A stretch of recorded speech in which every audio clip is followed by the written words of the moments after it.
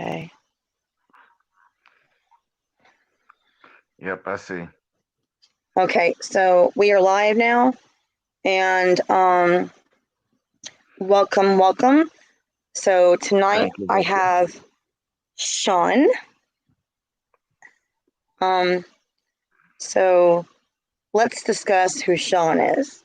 So Shawn's my best friend. I have known since I was 21 years old, and he is here to tell his side of the story.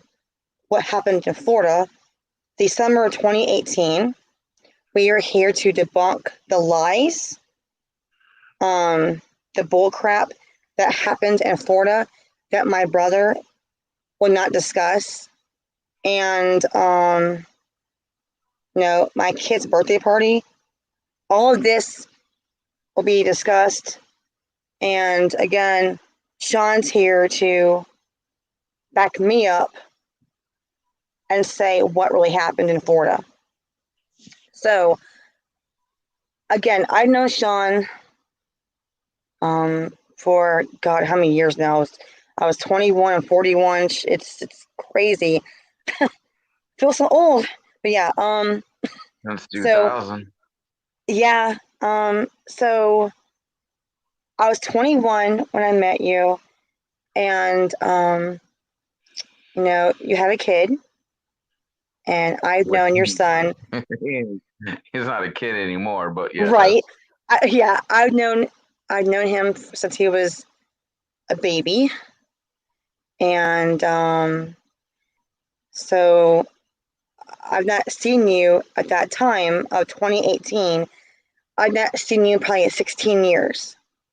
We video chat, phone calls, but 16 years at that time I've not seen you or, your son. So in Florida, 2018, that summer, my brother Randy and me and the girls went back to Florida. Yes, it's Clearwater, Florida. And it was hard because it's, where my abuse happened, where I grew up. I had some open wounds, not been, closed yet. The door's not been closed. There's festering wounds, and it was hard on me. And I told my brother Randy, look, you know who Shawn is. And my mom died in 2001. Shawn came to my mom's funeral. And Greg did meet Shawn. So for Greg to say, oh, it's just some guy, and he insinuates some disgusting, rumors here about me, Shawn, and his son. So we'll get to that point later down the road here. But yeah, anyway, but in Georgia, maybe Valdosta, I think here it's a border, the Florida, Georgia line. Okay, Valdosta. So in Valdosta. Yes, Valdosta. That's right. It's a Florida, Georgia line. And hang on, I got a text. Make sure.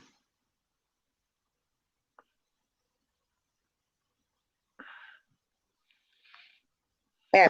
Anyway, sorry. So yes. So my brother Randy, by accident, left my bag, my luggage, in the hotel room. I was busy getting the girls up in the morning, dressed. Let's go eat down.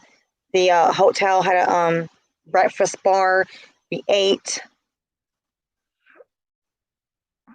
All my crap was packed. I remember getting the bag packed to the parking lot in the rental car. Here's the thing. When we got to Clearwater, Florida, at the hotel called the Hyatt, this bougie, richy hotel, my bag was missing. So, yeah, I'm not happy. My brother, by accident, left my bag at the parking lot at the hotel. He wanted to sit there and pack the car himself. So me and the girls went in the car, and Randy had the car packed. He wanted to sit here and do this. So, okay, I trusted all the bags were in the car. Boom, let's go.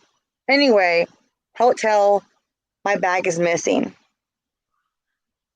In that bag is my bathroom things, toiletries, personal items, hair stuff, shampoo, everything we need for the trip is in that bag. So I had money, right? The money I had to sit here and replace everything from that bag. Not Randy. I did that. Yes. So let's go ahead and debunk these heart pills. Now, the one person that's known me all these years is Shawn. Shawn knows me inside and out. My daughters, my my character, how I'm a good mother. Yes, I make mistakes, but who's perfect? When you're a parent, there's no manual. You just go. You do it. You learn. So Shawn knows, and Shawn, you can give your opinion on this issue. Well, But Shawn, that my whole heart issue, about my heart. yeah. Well, I remember being on the phone with you when y'all were at the hotel, and I remember you specifically asking him if everything was in the car, and I remember him saying yes. Right. And I remember But you see, taking your heart mhm. medicine shortly before when you first got on the phone with me. Yeah, because Shawn and Jennifer is my friend from Pompano Beach, about maybe a house down from me. We're childhood friends. Jennifer and Shawn were the only ones at the time that knew my heart update. I had a exam at the doctor's of my heart, whatever, and I found out that yes, the doctor did tell me that if I did not take the medication and make some changes, that I had 2 years to live because what happened to my heart. I did not cause my heart to be messed up, not from food, not from whatever, me acting stupid. These things just happen. So I got the phone call, I think maybe 3 days, 4 days prior the day of the trip. Okay. I told Shawn, I told Jennifer, I had planned on sitting here telling my family, as a family in Florida, what's going on. Because Greg and Brooklyn, his daughter, they are in Florida. That's their home. I told Shawn, I'm going to wait, tell my family, you know, the hotel. So, um, I'm frantic because, first of all, no one knew. Randy and Greg did not know what happened to me. What had the news from the doctor, um, in denial. I was shocked. I was upset. I was crying. But I thought, you know what? In a couple of days, I'm going to be in Florida with my family and with Shawn and with Jennifer and Tabitha. So, yes, it's serious. So, that June until now, we're in, June 30th, right? Okay. So, this month would be the 2 years I'm still here. Okay?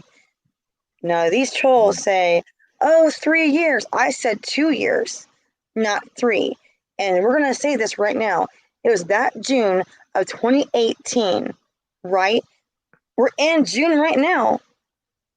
So that means it's been 2 years since the Florida trip. Correct.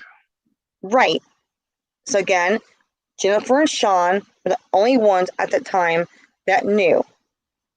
And again, I wanted to sit here as a family in Florida and tell everyone what's going on.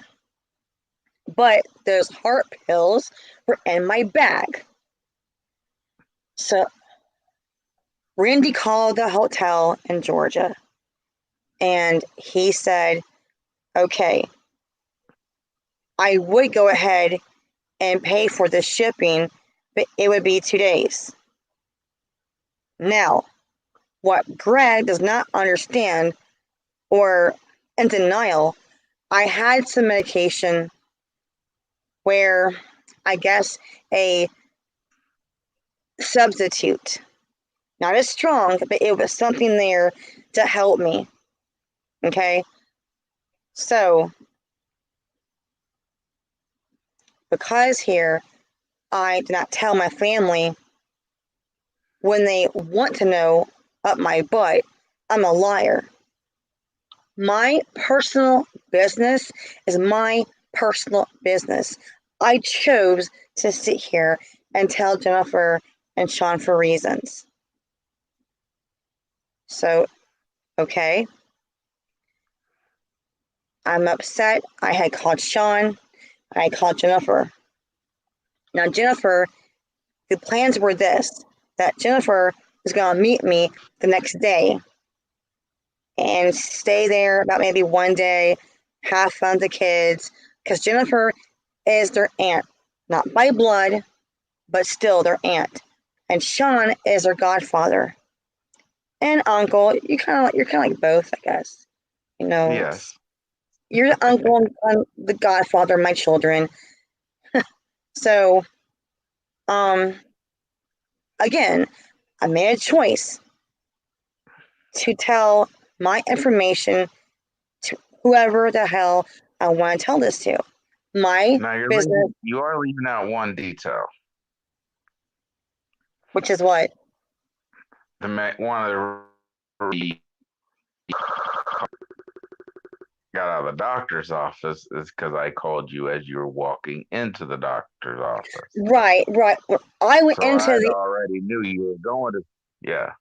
Yeah, Shawn knew I had an appointment at the doctor for a physical, and all of a sudden this heart thing popped up. I got active heart murmur. Yes, that was diagnosed as a heart condition.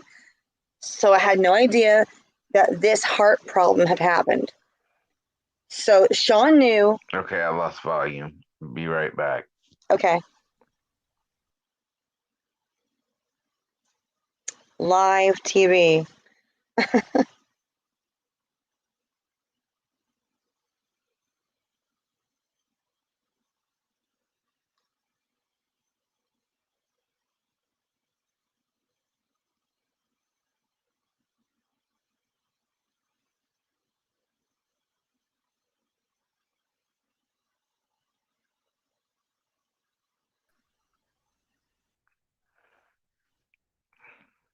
And we are back.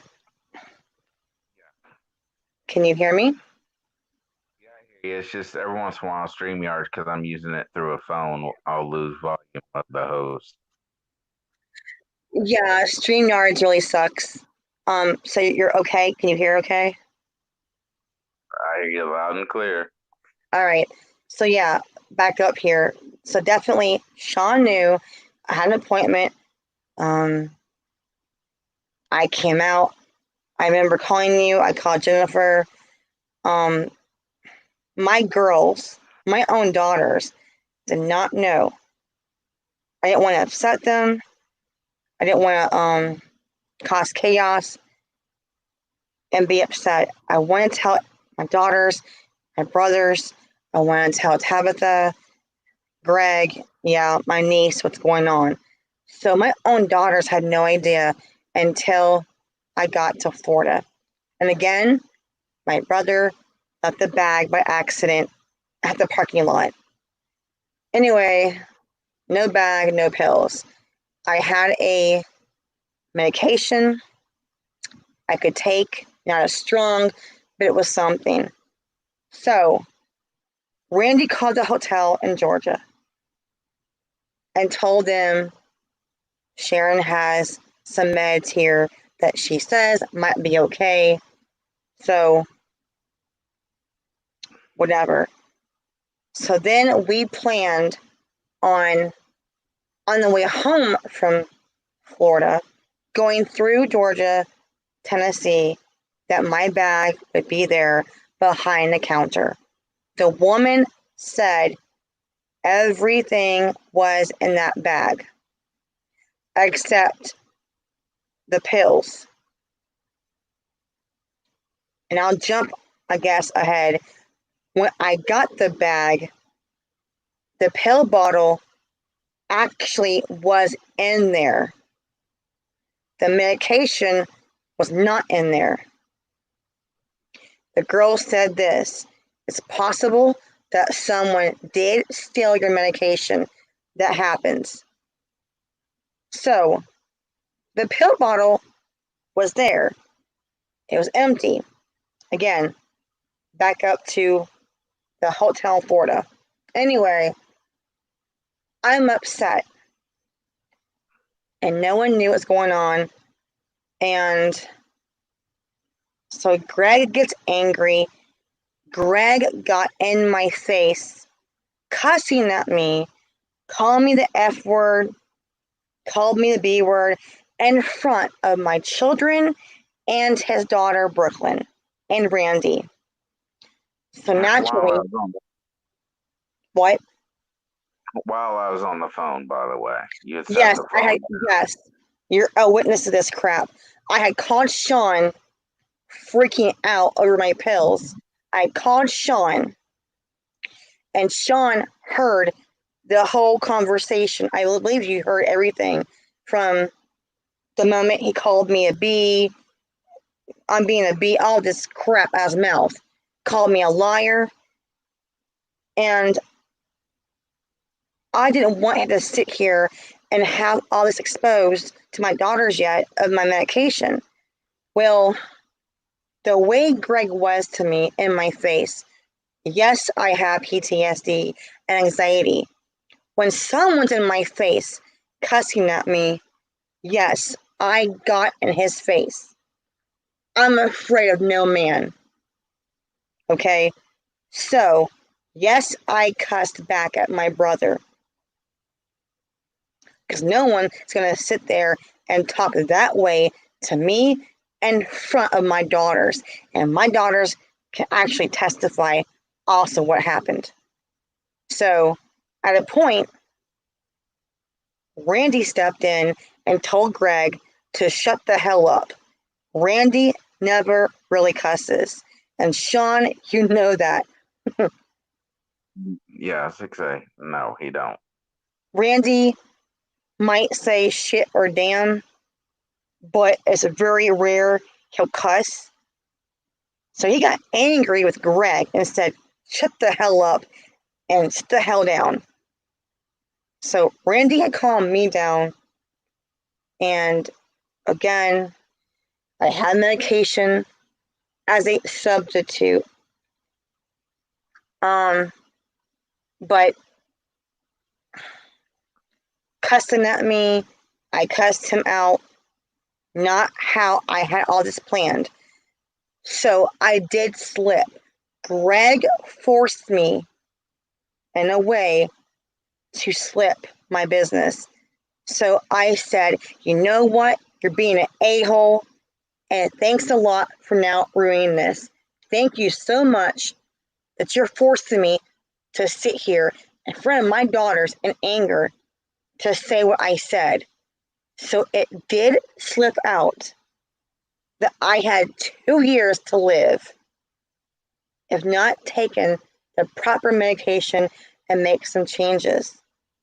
Yes, that upset my daughters. And Jordan was crying in the bathroom. Okay? This is what my brother does. He'll come at you, aggressive, abusive. He's very loud. He'll get in your face. And I felt in that corner to lash out. You put me in a corner, I'll come out swinging. And Shawn has seen me in the past. When people want to sit here and try to fight me and put me in a corner, I am very passionate. I will clap the hell back. I'm afraid of no guy, no man. Shawn has seen me fight back in the past. Oh, Whether yeah. in person, yeah, whether online. You've seen some shit I went through, and I've never backed down to any person. Well, I remember when your XXX back in Clearwater, when he cornered you in the corner of the store you were working at that one time. Oh, Briar Patch, yeah, yeah, Yeah. Briar Patch, Yeah, yeah, cause Briar Patch cause was. if you remember, yeah, because remember, I yanked him off, threw him out the store, and then when we were out in the parking lot, is when he attempted to hit both of us with his car. Yeah, so the Briar Patch is a sister store off of Kirkland's.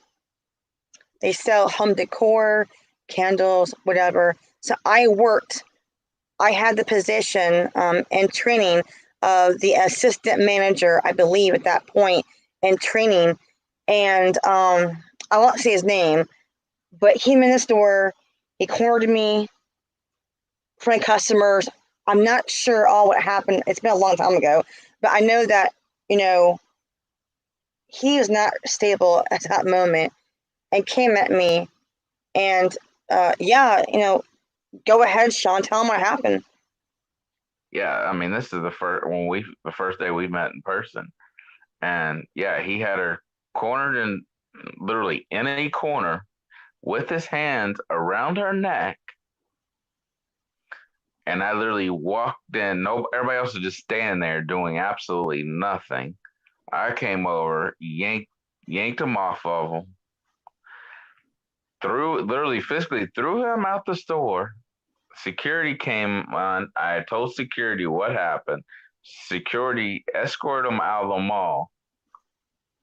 And then when you got off, I walked you to your car to make sure you were safe from this idiot.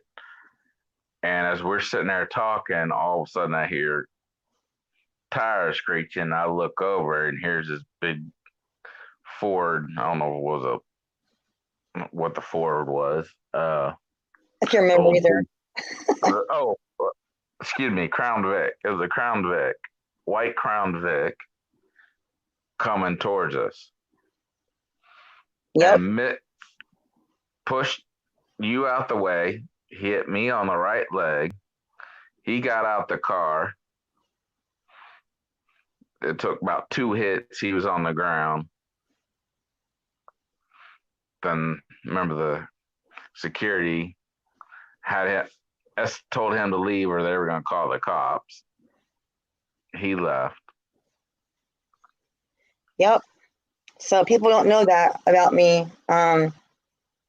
Jordan knows part of it, but again, I don't discuss every little thing about my life. Greg never knew this either. Brandy never knew. My mom knew. Shawn knew my mother. Now Shawn, you know, it was hard on me for a funeral, and Shawn showed up. And again, Greg met Shawn. Now I'm trying to remember here. Jason was born, right? I think he was already born. I think. Yes. Yeah. Because he was born in 2000. Yeah, because she passed away. in April. So, April 28th is my mom died. So April 28th, passed away. Funeral, in May. So in May is when we had the funeral, and you're there. So Greg knows who you are. But anyway, so it's a whole example here that I've always stood my ground, whether in person, online. I don't back down. I try to sit here and ignore things, but thing is, when you're being touched physically like that, yeah, I'm gonna fight back. And they want to have my kids discussed, attack my daughters. Yeah, I'm gonna fight back. So when Greg, my own brother's in my face, yes, naturally I'm gonna be like the B word, a bitch. And I did not mean again. I didn't want to sit here and slip out about my heart in that kind of way. I wanted a calm talk after dinner, maybe, and say, hey, but Greg always does this. After that happened, me and Sean hung up. Called Jennifer, told her what's going on, and Jen heard. I'm in a hotel room. I'm in my own room with my daughters. And I called Jennifer, and Greg was still cussing in there, calling me a liar, calling me a bitch for no reason. And Randy was still telling him to shut the hell up. So I walked away from Greg to calm down. Again, I called Jen, and Jen heard the whole thing. So I remember that night, Greg left, and me and my brother Randy and the girls went on the beach. We ate at Frenchie's. The sunset, it's amazing to be back home. That's my home. That's where I belong. So I was happy, and the girls loved the beach. It was like, wow, culture. Not Tennessee where I'm at, but sunset. We had dinner. On Clearwater Beach every night like a party for the whole family. Even the a big movie screen near the playground. Get a blanket, have a picnic, and watch a huge free movie right there on the beach. Also, artists, they have not cosplay, street artists. The one guy was, yeah, what's it called, Sean? I just call them street actors. Is all I Street, call yeah, them. street actor, street artist. The one guy for years was Johnny Depp as Jack Sparrow. Great, look just like him, funny as hell. He's great with kids, and Caitlin loves Jack Sparrow, and she's like, "Oh my god, that's so cool!" So we met him, and then one street artist on unicycles, I think what it was, and a juggler. But again, Yeah. it's different artists. Reggae. They'll have reggae on the sidewalk of the beach. They'll have jazz music. They'll have people that will do your drawing of your faces as characters. They will sell things on the beach on the pier. Yep. It's awesome. It's my home. So the thing was, I told Randy, I'm going to see Sean. I'm going to see his son. I'm going to see Tabitha and her daughter. I'm going to see Lonnie. They're my family. He had no problem about this before we hit Florida. All of a sudden, this control thing where you can't see him, you can't see her. It's my family. I'm an adult. I want to sit here and see my friends as my family and my kids' family. I will do this. No one's going to control me. Yes, I respected the fact that my brother paid for that trip. Again, I had money to help out the entire trip. But when my brother forgot the bag by accident, I had to sit here and replace everything of me and my daughters. That means everything was replaced. Anyway, so the next day, Jen comes down from her part of Florida. Again, I've known Jennifer since fourth grade, longer than Shawn. Here's fourth grade, and here's Shawn at 21. So I knew her longer than Shawn. So these people know me inside and out. But again, Jennifer and Shawn never knew about my abuse until I did come forward and tell Shawn.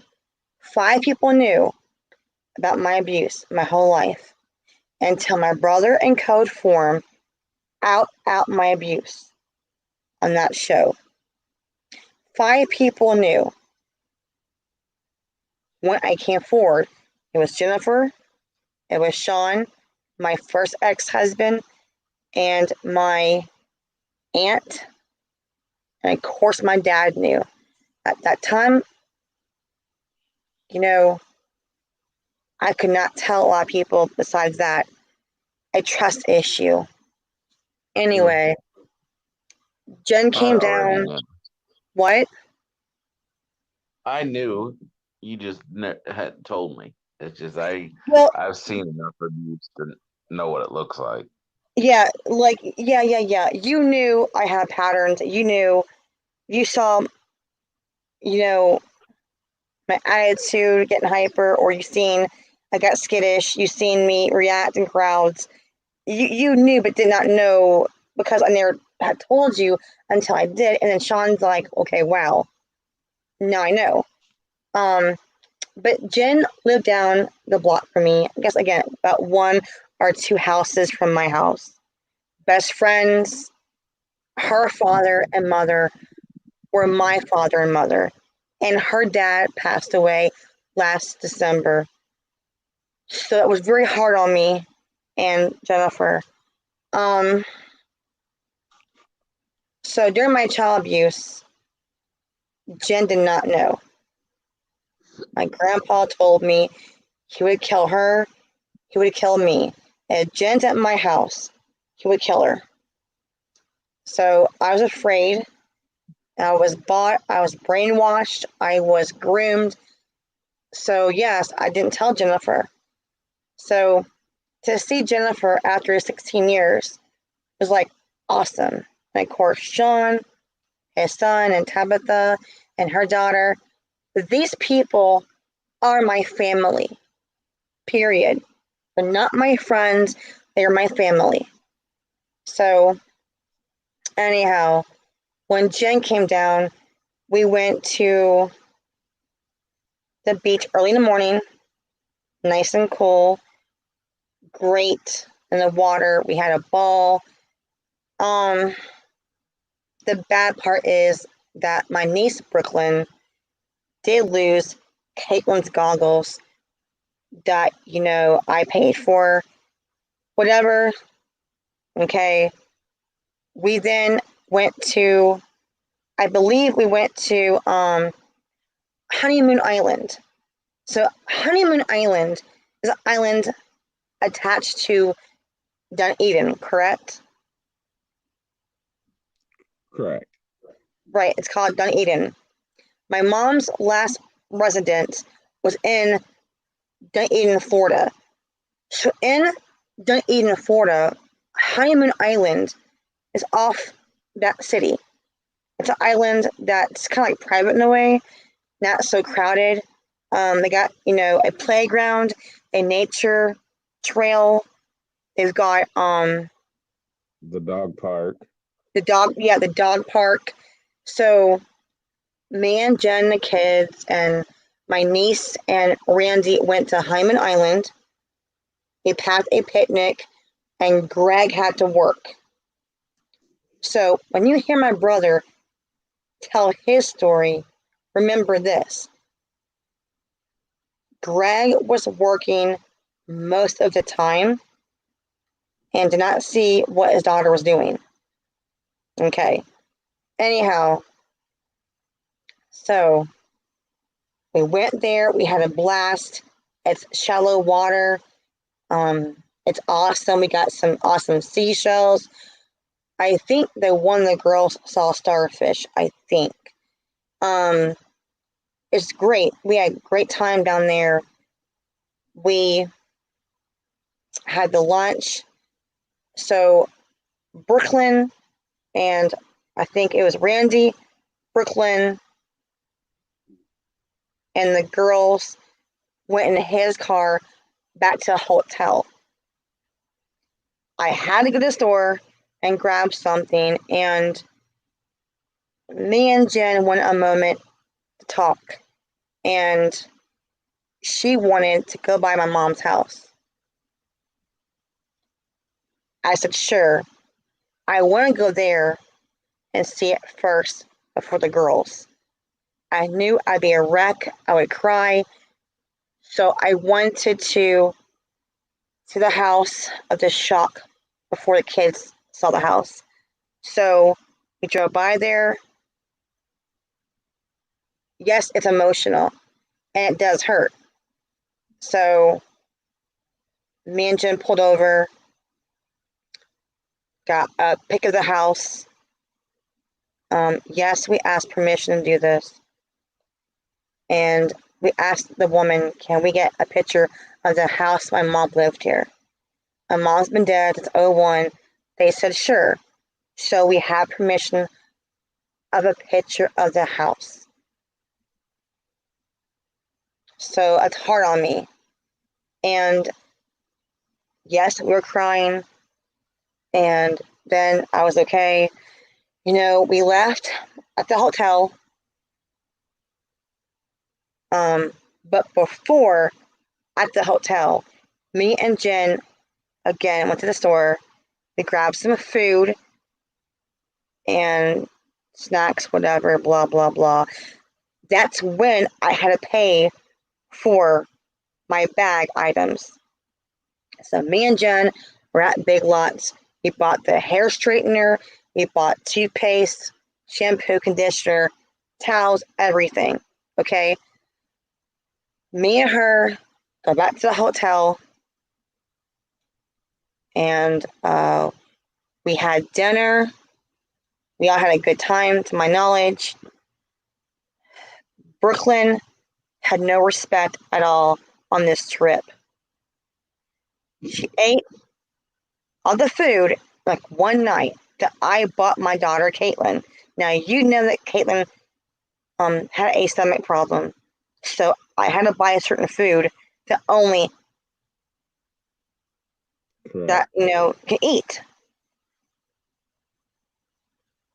And I'm gonna say this, and it's the truth.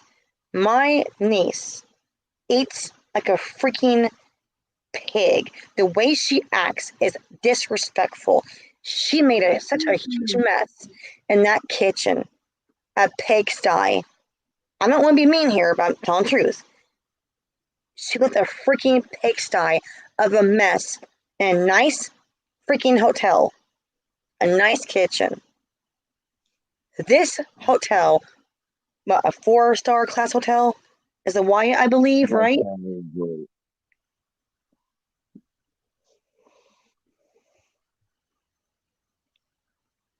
Hang on. This is a little troll. Anyway, she's gone. Anyway, so me and Jennifer took the time to sit there and clean up her messes. Okay? And my daughters also helped out because they knew of respect. It's wrong to sit here and do what she did. Disrespect. Now, I'm already mad of the food being all gone I paid for because my daughters did not get to eat the food I bought for them. Why couldn't she ask and have respect? Say, hey, Aunt Sharon, can I have this? Can I have that? Because she knew prior to the trip what is going on with Caitlin. Okay, I bought her stuff in Florida. Now, I had bought some dresses. I mean, brand new dresses that I gave to her as a gift. Why? Because I've not seen her in so many years. So I bought dresses. I gave her brand new dresses. I had I think some candy that she liked in my bag in my purse. I caught Brooklyn. Now you know this is true. I caught Brooklyn in my purse, also in my suitcase. Yep. No permission. I had called you and I said, I'm getting pissed off that, first of all, in my purse, in my luggage, but no permission. I did tell Greg what was going on, but all of a sudden, he forgets, right? Okay. Right, okay. My niece could have asked me, may I have candy? May I have whatever? Why are you in my purse? What reason are you in my hotel room in my purse? Yes, I got really highly pissed. I did walk away. I told Greg. Now, supposedly, Greg and Brooklyn on the balcony and worked it out, and she apologized. I said, okay, I love you. It's fine. Just ask me. You want something? Fine. Just come and ask me. I love Brooklyn. Okay? Anyway, so that night, me and Jen, we hang out, we had a good time. The next morning was a harder day for me, actually. Here's the thing. Now, you know who Joe is, my ex Joe in Florida. You know that you remember Joe? Yeah, I remember Joe. Yeah. So Joe's mother, like my mother, at this time, being in Florida, she had cancer, and not doing too well. So I knew this could be the last time I might see her. So Joe and me and his friend, we're all friends on the day. So our friend is the manager. I don't want to dox it too much here. A certain, well, an aquarium in Florida. The movie Dolphin Tale 1 and 2 was made in Clearwater, Florida, at the aquarium. So my friend is the manager of the aquarium. His mom says, hey, you know what we're going to do for you? Your whole family, free tickets to the aquarium. It's a freaking awesome aquarium. The real dolphin of the movie is there. Also, the actors, the children or teens per se, were there that weekend for an autograph session, I believe what it was. So I said, yeah, sure, whatever, it's fine. Awesome, thank you so much. I called him at the aquarium. We had free tickets for me, Jen, Jordan, Caitlin, Brooklyn, Randy, and Greg. We had 7, 8 tickets, free of charge. That is not cheap, and you know that. So No, it's not. Not cheap. So my gift to my family was a free trip to the aquarium that also provides what's that called? Is it a boat ride, a duck ride, a duck boat ride, a tour ride? Yeah, I forgot exactly what it is there. Yeah, Yeah, yeah, it's a tour ride, and those tour rides are actually separate from the aquarium. correct. But we managed and worked it out all free. Again, not cheap. You're gonna sit here and pay for 8 tickets for a separate boat ride, a tour ride in the Gulf, near dolphins. And I'm like, thank you so much. So anyway, Yeah, the dolphin and tour. the dolphin Yeah. tour. Well, they got a dolphin, dolphin tour. So Brooklyn was dead set on meeting the teens of the movie. Fine, I loved her. Whatever, not a big deal. Well, plans change because Grant had to go back to work that night, I believe. So we had plans changed, and I wanted then to go see my mother's grave. And again, Jennifer never saw my mother, I think, even 2 years prior to her death. So many years, Jennifer did not see my mother. Jen saw her, I think, when she was 17. And a long time, right? So Jen never was able to go to the funeral. So it hit hard for her. And I told my brother, I know mom's grave. So yeah, my daughters and me and Jennifer, we went to my mom's grave. So I still said, you guys go ahead, have a great time. So my brothers and my niece, they went to the aquarium, had a great time. I did not want to sit here and ruin their trip to the aquarium. So yeah, you all go have fun. So my mom's grave, her ashes are in an urn. This urn is an actual, what's it called? In a square looking, I don't know, it's in a marble, maybe, not a countertop, what's it called? I don't know what it's called. But it's by a fountain, you know. So there's the fountain, it's so beautiful.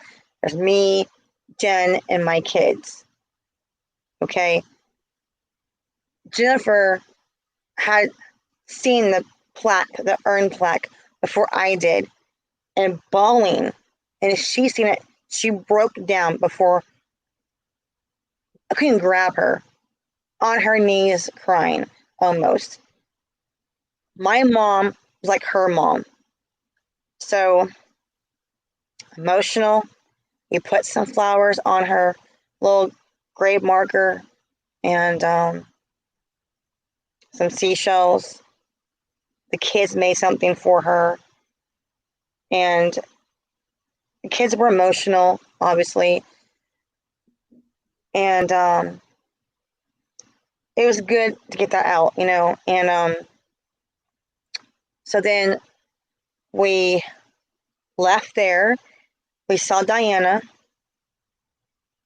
It was great. I love Diana in my heart.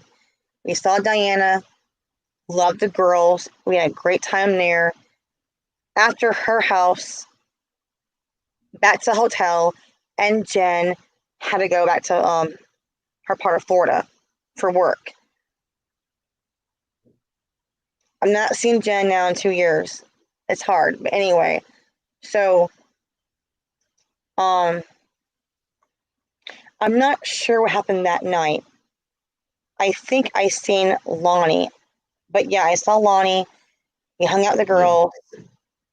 And yes, my friend Lonnie is bisexual. Who cares? The one saying I gay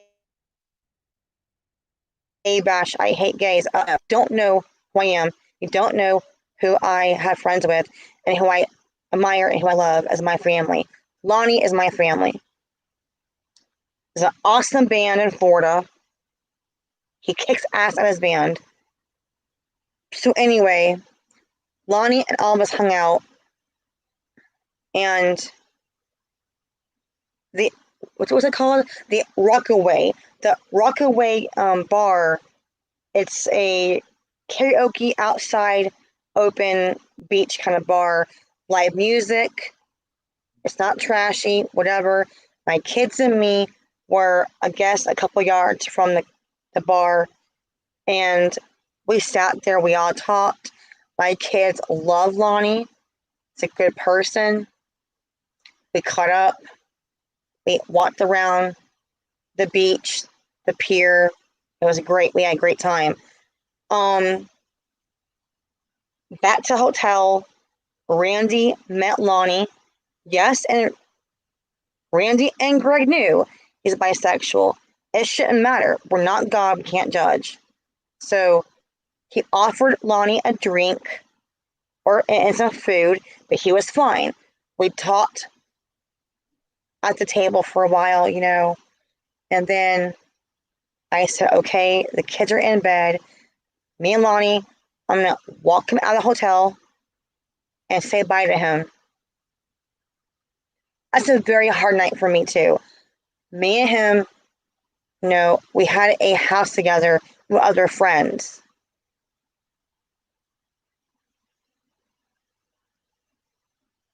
So I told him at the beach, the big bar there, the big wall, that I had medication for my heart.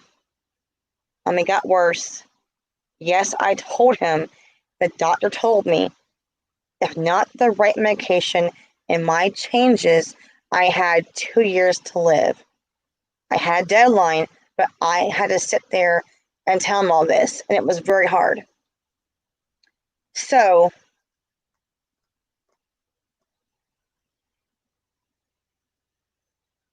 the next night is where me and Shawn, well, mostly Shawn comes to play in this one. The next night was Caitlin's birthday. Yep. Now, Caitlin just turned 12 this month. So I believe here her 10th birthday. I believe so, right, Shawn? She was turning 10? Yeah. 9 Okay. or 10, yeah. Yeah, it's been 2 years. I've seen news since then, yeah. She was turning 10. So that day, I remember went to the beach, the girls, then the hotel pool, and then Celebration station. well, yeah, that's right though. Okay, so we went to because she wanted that place, Celebration Station. It's got laser tag, putt, water bumper boats, coaster Go-kart. ride, arcade, a full arcade. What else? Can't remember. Go-karts. Go-karts. Yes, go-karts. It's an awesome place. And that's the day that I finally was able to see Shawn and his son. I'm not again seeing Shawn in 16 years. So they knew you and him were coming. They had no problem with this. Nope. No.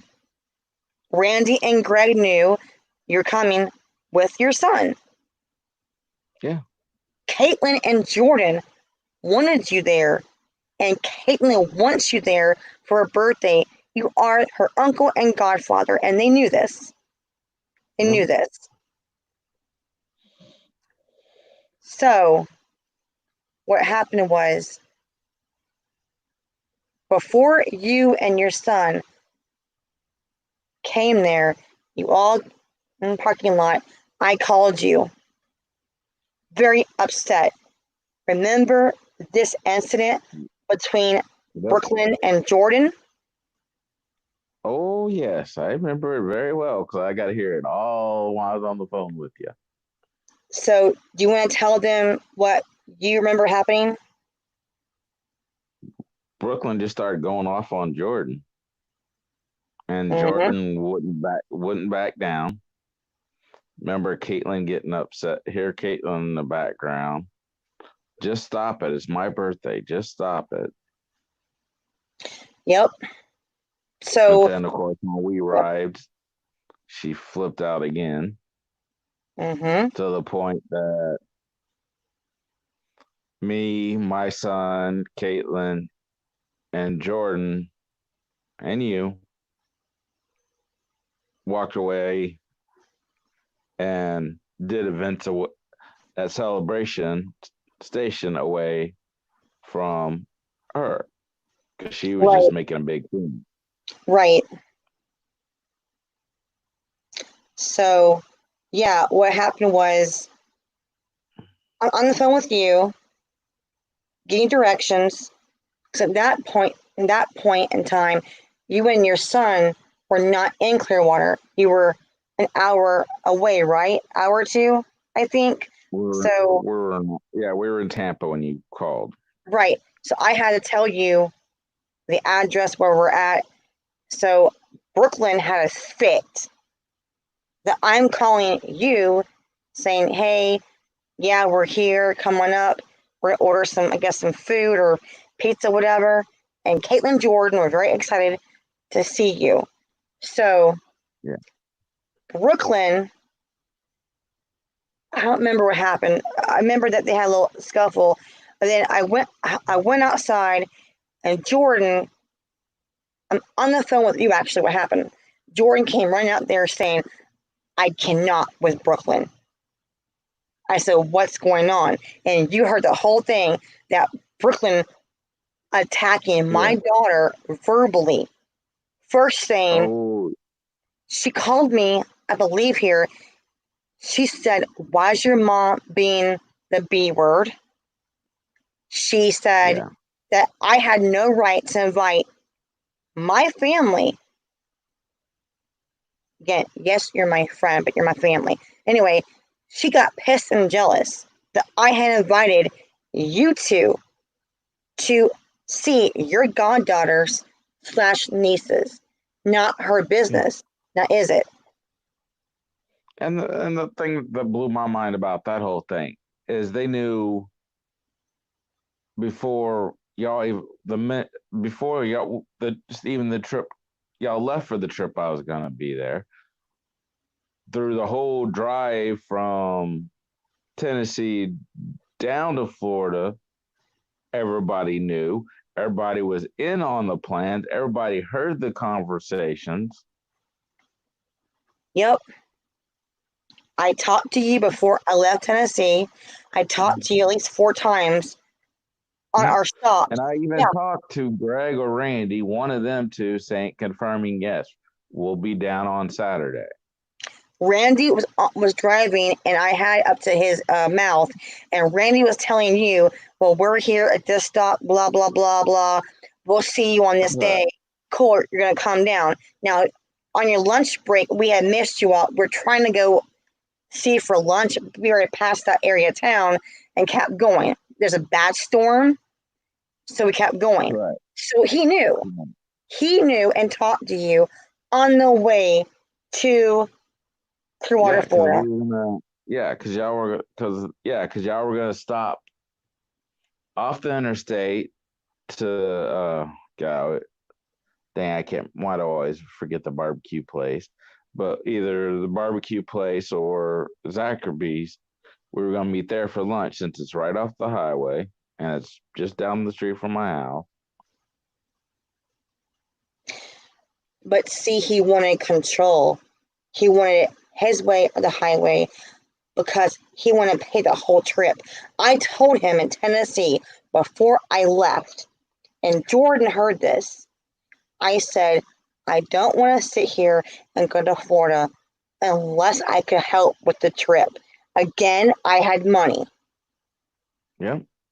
I He remember you offered, saying that to him at least 6 times. yes, I told him a ton of times, I do not want to go to Florida unless I can help you and contribute to the trip. He said, fine, I'll pay the whole thing. You pay for this, though, and pay for this if you want to. But I got it covered. I still said, Randy, I can help out if need be. Fine, it was all taken care of. All my friends were vouched for to come see me for her birthday party. So yeah, Randy was talking to Shawn on the way to Florida from Georgia. Every stop we had, I said, I'm here, I'm okay, we're almost there. We hit Florida, and then we had tried to arrange it to meet you for lunch. Yeah, the storm happened, but Randy kept wanting to go on. Didn't care how I felt. Like, really, dude? That's nice. Jerk. But yeah, so anyway, here's Greg acting like he didn't know who you were, who your son was, really, and then say, oh, they're not family, just friends of hers from the past. No, I don't think so. So the thing is, that day, Because the thing was, is when I got to Celebration Station, Randy was like, "Hey, good seeing you again," and Greg just acted like he was just completely rude. yeah, had you welcomed. Randy spoke to you, and Greg like blew you off like a little pissed off little girl. Yep, wouldn't even look at me. Wait, look at you. Exactly. And I'm like, this is my family. And Mom's funeral, you go, what the hell? You met him, Greg. And Greg just like blew you off. And where do you think Brooklyn gets that crap from, Greg? So, Yeah. Father and daughter. But anyway, so Brooklyn was nasty to my daughter and called me the B word. You don't get in trouble. So you don't get in trouble for this. It was my idea for everybody to walk away from Brooklyn and that whole situation because yeah, you I just see was it pretty gonna pissed blow up. off. You know how I get with Brooklyn, and Yeah. and it's my kid's birthday party day. Her birthday, not Brooklyn's. What she wants, not Brooklyn's. Yeah. So Brooklyn it's her made it birthday. all about her.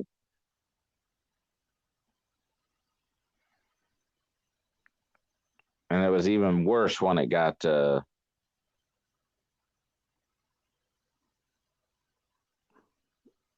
Well, here's the whole thing, okay?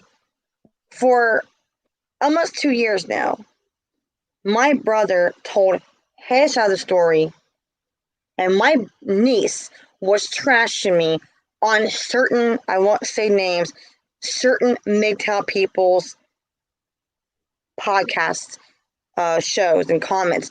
My niece was trashing me and lying.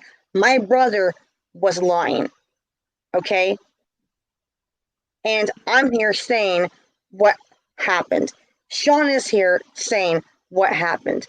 So for you in my room saying, why am I trashing my niece?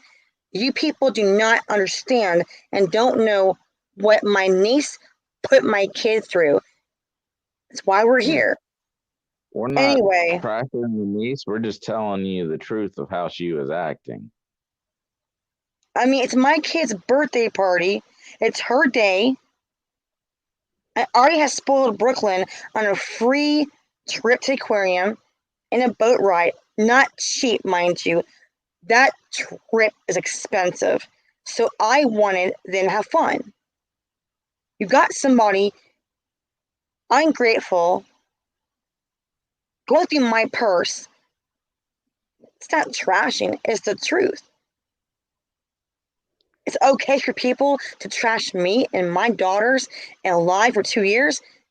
My chance here with Shawn to tell you guys what really happened. My supporters, my friends, my family. So you chill or you're blocked. Anyway, yes, when Jordan came to me, Jordan says, I'm going to freaking explode if her attitude does not stop down my face. Because Jordan does have mild PTSD. Her issues go back to having also cancer. Yep. So she's older than Jordan, but Jordan acts more mature than she does. And did not Jordan hold her own? I told Jordan I would take care of this. So me and Jordan, we went to Greg calmly and told him, you better put her in check. It's Caitlin's birthday, not hers. So Greg and her had conversation. You said, okay, Sharon, we gotta walk away and go outside and go have some fun with, the kids. So we did that. We went to the outside part of the place. There's go-karts, bumper boats, coasters. There's the swing thing. We had fun. Your son and you and me and my kids, we all had fun. Exactly. Right. Me and Jordan then discussed that I wanted to surprise Caitlin and get her an ice cream cake. She loves ice cream cakes.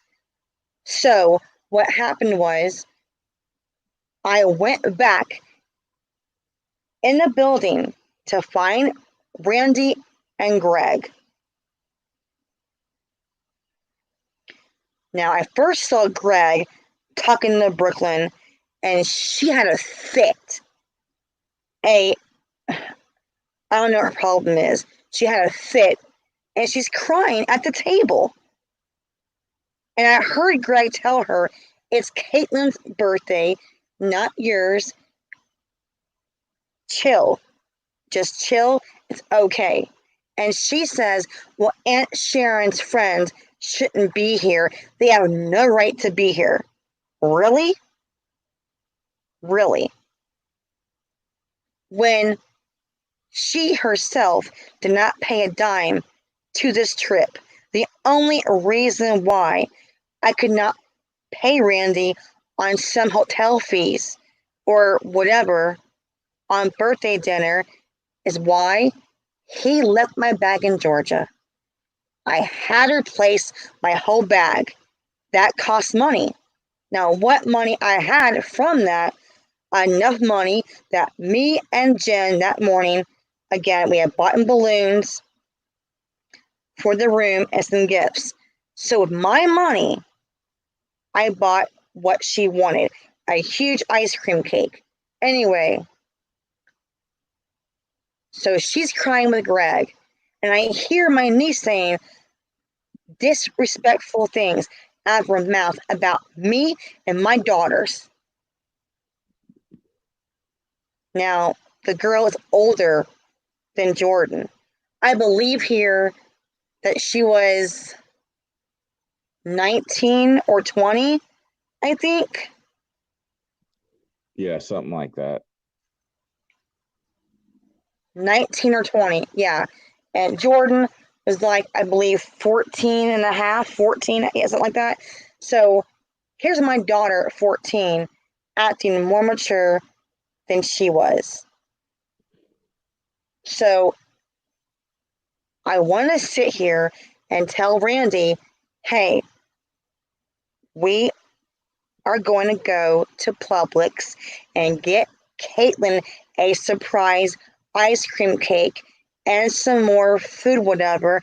And me and Shawn and his son are going to the store to buy this and go back to the hotel to decorate the hotel area or the dining room area. Right. The cake, napkins, the party favors to surprise my daughter. That's what happened. I could not find Randy. Not sure where he was. I told Shawn I can't find Randy, but Greg and Brooklyn are having it out. I couldn't say anything. So I told Jordan, you've got your phone, I got my phone, you all have fun. I will call Randy in a minute. However, I believe in your truck from the place, I did call Randy, let him a message as soon as possible. I believe here at the parking lot, I texted him and I called him ASAP. I could not find you, and Greg and Brooklyn were talking. So, me and Shawn and his son, I'm going to go to Publix and buy what she wants for birthday and decorate the whole area of what she wants. Correct. Jordan called me. Randy was outside with the kids. It was fine.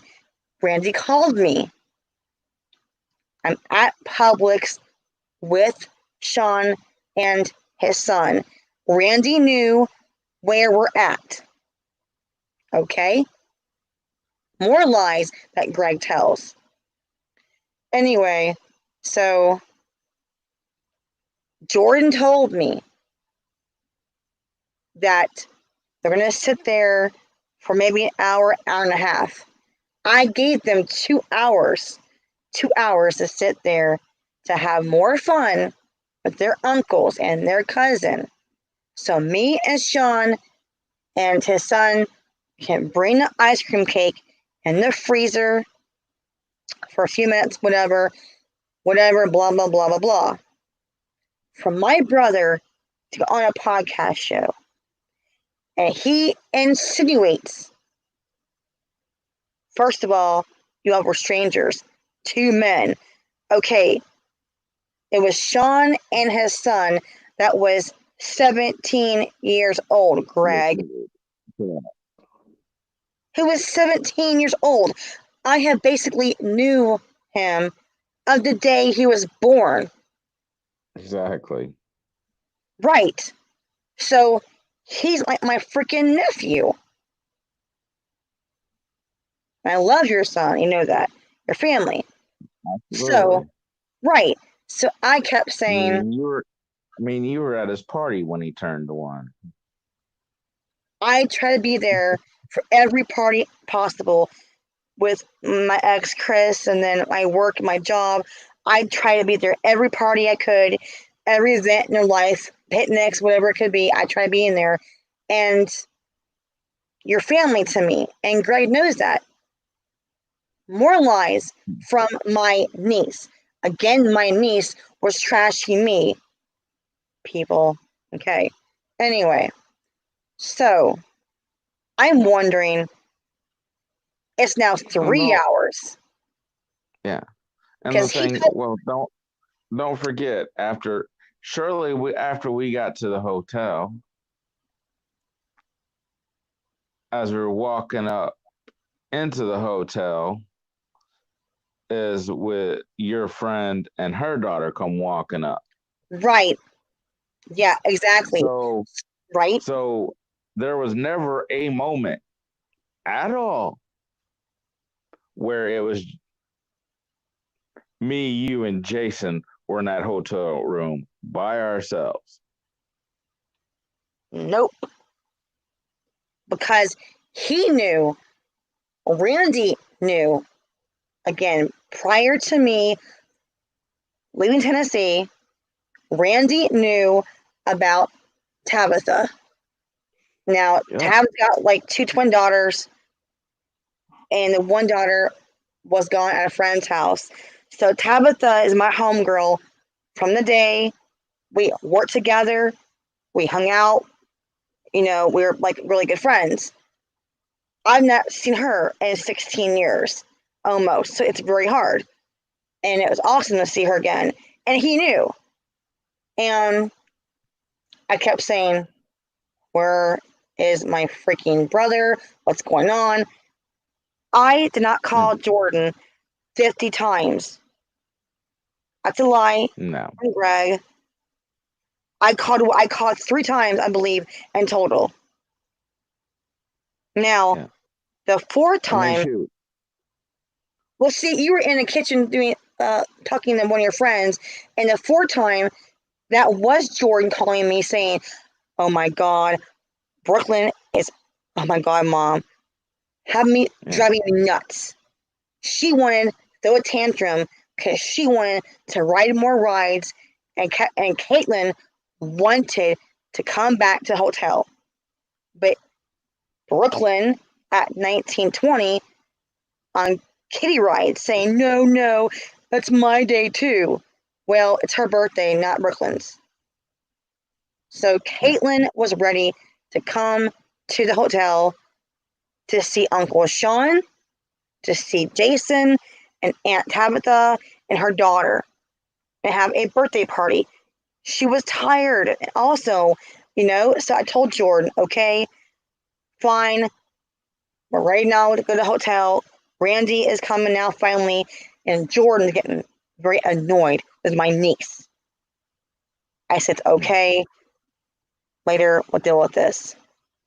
So, at that time, Tabitha showed up. And her daughter showed up. So Tabitha and her daughter, and me and Sean Jason at the elevator. We met with her. It was awesome. They changed, and I'm like, still, where's Randy? Where are my kids? What the hell is going on? They stayed an extra hour and a half after he said, we're coming to the hotel. Really? So we all went to the Meanwhile, we were all at the poolside. Yeah, we went to the pool. Me, Tabitha, and Jason were at the poolside. Right? Yep. We all went to the pool. Me, you, Jason, Tabitha, and her daughter at the pool. And Tab got some drinks. No, I did not drink. No, you So did not. yeah.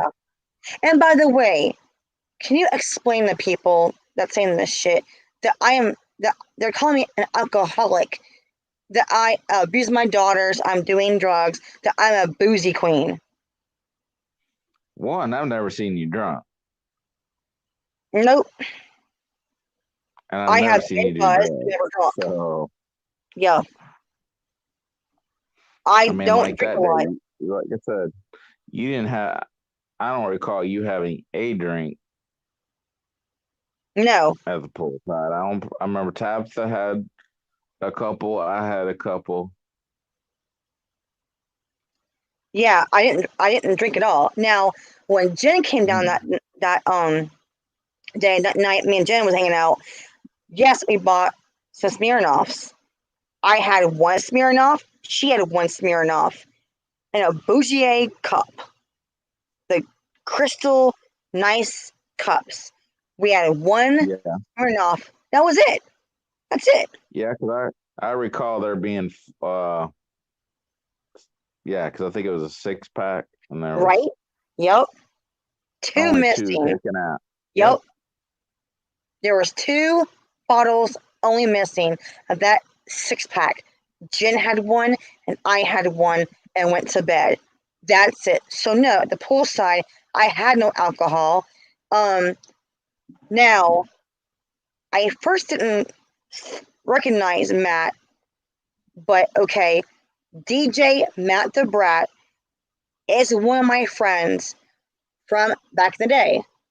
All right. Yeah, and he was at the poolside playing music. Correct. Right. So Matt the Brat was live. The radio station was live playing at poolside from the Hyatt Hotel. It was awesome. Now, Tabitha, yeah, is one of those party groupies, I guess you can say. And Yeah. she's like, "Oh, it's Matt the Brat. I know Matt the Brat." I'm like, "What? Is that Matt?" Well, I didn't go up there rushing to go see him because I wanted to be there with my daughters and you and Jason.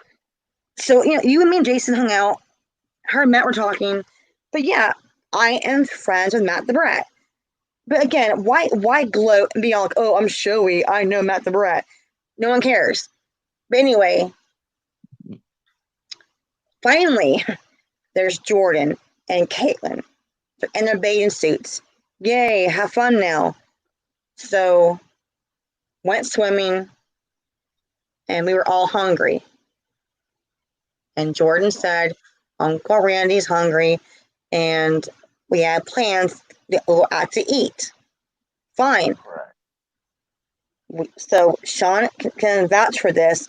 We had plans to sit here and go out to eat. All of us, a big old family. So what happened was we went to a hotel room. What? Which I've mentioned several times that I have no problem paying for it. Right. We all had the arrangement to go eat out on the strip on the beach, right? And we're one big family. And Caitlin wanted that. It was her birthday dinner. She wanted all of us, even though we had some issues, a little bit of discussions and fights. I don't call it a fight, but I guess one fight happened. But still, we set aside all of our crap for her birthday, period. Wanted one good birthday dinner and have the cake and have fun. That was it. So Tabitha, her daughter, me and Jason, Shawn, the girls, hotel room. And we see Brooklyn eating some cereal at the freaking bar table. And she runs into Randy's big old freaking room. And we're like, okay, what's going on? So there's Greg on the balcony smoking. Then there's Brooklyn ignoring me, being a jerk that she was, and went to patio. Remember that crap? That little tantrum she had? Yeah, even Jason and Tabitha's daughter was like, what the heck? So yeah, this is a 19, 20-year-old, an adult, right? Just flipping out. Yep. Completely flipping out. Spastic. Meltdown. I was like, okay, is she having a panic attack? What? Right. She just starts yelling at you, starts yelling at the girl, starts yelling at me, starts yelling at Tabitha, just starts yelling at everybody.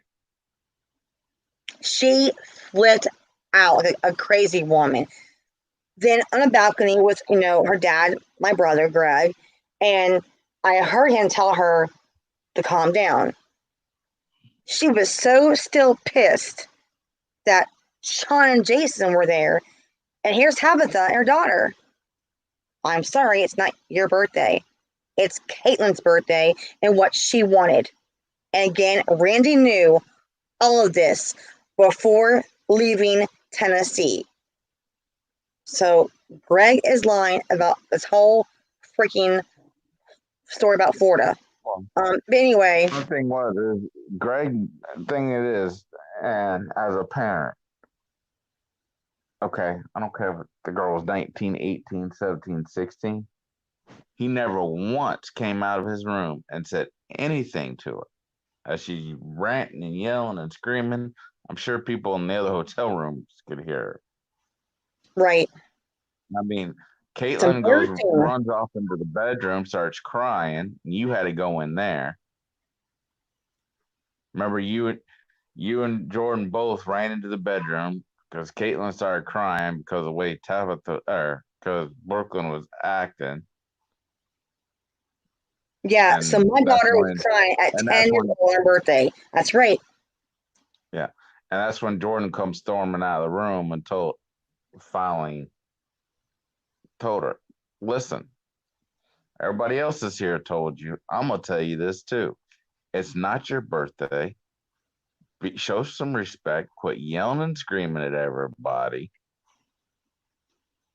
Yep. Meanwhile, where's Randy and Greg? One's in the bedroom still. The other one's out on the patio having a beer and a cigarette. I mean, And for someone that claims he's been sober and not had a drink in how many years? Yeah, more lies he's told about his little life. Yeah, he had a beer and a cigarette, and yeah, Randy's in the bedroom. yeah, because I think Randy was in the bedroom taking a shower or something. Well, he had a shower. I guess he's watching TV when I came in there and has some weird show on or something. Because again, that's correct. My niece had a freaking tantrum, yelling and screaming in front of my guest, Tabitha, her daughter, Caitlin, you, and Jason. And Caitlin was crying, upset. It's her birthday. Embarrassing that a girl of 1920, being a 2-year-old, wanted her way, jealousy, ego, whatever. That's the truth about his daughter, but no one will say that, right? But my family knows how she is. But anyway, you saw firsthand. That's embarrassing how my niece sat there and acted. Wants her way only. Oh, Like, really? Like, it was your birthday. Yes, all the attention will go on you. Not your birthday. Calm the hell down. Anyway, right. So I went in the bedroom. Jordan told off Brooklyn. That's correct. And Jordan told her, it's my sister's birthday, not yours. Have some respect and chill out. Well, Brooklyn didn't like that and told Greg, nyeh, nyeh, nyeh, nyeh, nyeh. And Greg told her just to stop. Just stop. But his attitude to say stop, Greg really did not take care of the issue as a parent. He sat there and allowed her to have a tantrum, at least 2 tantrums the whole time in that hotel at the 2-year-old. So anyway, I asked yeah, Randy, are you ready to go eat dinner? He wanted pizza. Caitlin wanted pizza. yep. All of a sudden, he's like, attitude changes. No, you go out with your daughters and your friends and go have a good time. I'm like, what? No, Caitlin wants the whole family to have fun. We can sit here and put our crap aside for her birthday dinner and be a family. Let's do this. I was the one being calm and being negotiable. You know that because you heard me. Oh, yeah. Randy got loud in my face, and that's when I got loud. And I said, what in the hell is wrong with you people? It's her birthday, it's your niece. It's her birthday, it's my family that you knew about. So Shawn heard me tell Randy, wait up, pump the brakes. You knew before we left Tennessee that I'm going to see Jen, Shawn, Jason, Lonnie, Tabitha, and her daughter. He knew this, and I was almost yelling, it's her birthday, my kid's birthday, and you want to ruin it. Oh, So my yeah. I remember brothers, you almost in tears, crying, almost in tears. I was calm at first there. I was so embarrassed and so pissed off that I went to my room at first. I was in the bathroom and I was bawling my eyes out of the Yeah. disrespect and the hurt that my daughter had her birthday almost ruined. Like, what the shit? I was in Uh, tears. they kicked both of them, but Yeah, I was in tears. and I remember telling Greg when we were out on the out when I ended up walking out there and smoking a cigarette myself.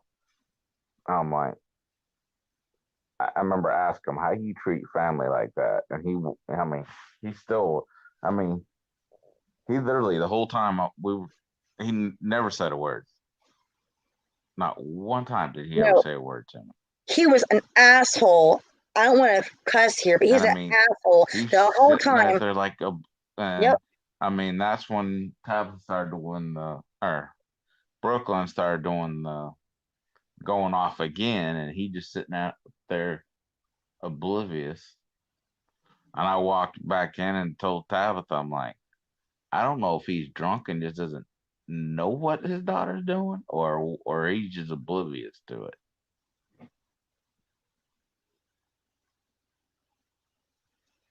Right. So the thing is, you I think I lost help audio again. do what? Are you talking? Yeah, can you hear me? The audio. Yeah, hang on.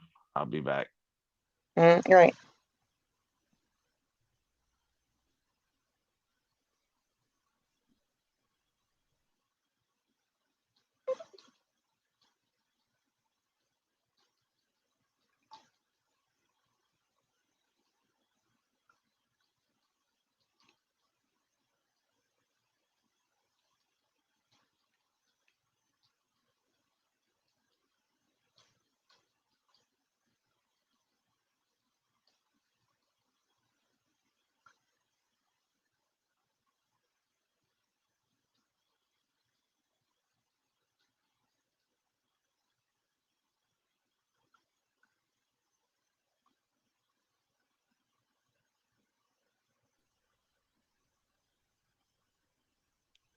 All right, you there? All right, you back?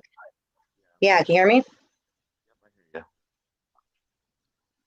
Okay, so But we left off where you told Tabitha it was embarrassing how my niece acted. Um, Tabitha got pissed off, and my friend Tabitha went into the crack of that door of my brother's room, and she laid him flat out verbally. And she said, it's so embarrassing and disgusting how your family, you want to sit here and you want to babysit a grown woman at 19, because you're adult at 18, right? And Tab says, it's disgusting and appalling how this little girl, it's her birthday, and you want to sit here and you want to babysit your niece at 18 having a tantrum. It's disgusting. And Tabitha was pissed off and raged. I'm in the bathroom upset. And Tab goes, come on, we're going out. F your family, F the bull crap. It's your kid's birthday. We're going to have fun. And I said, Tabitha, I have no money for food because what I bought, Brooklyn ate all of it. And my bag that he left all replaced. And Tab says, don't worry, I got this. You're my friend. We got this. Let's go. yeah, Wipe your tears off. They're not worth it, Sharon. They're not worth it. It's disgusting how your brothers treat you on your vacation, too. It's your damn vacation. So, yeah, I got ready, went out on the strip, and we had pizza. Authentic restaurant. It was great. Shawn had offered to pay for everything. Everything. right. Shawn offered to pay for whatever Caitlin wanted, all of it. But Tab said, no, we're going to split this. I'm her friend. I'm going to help her out too.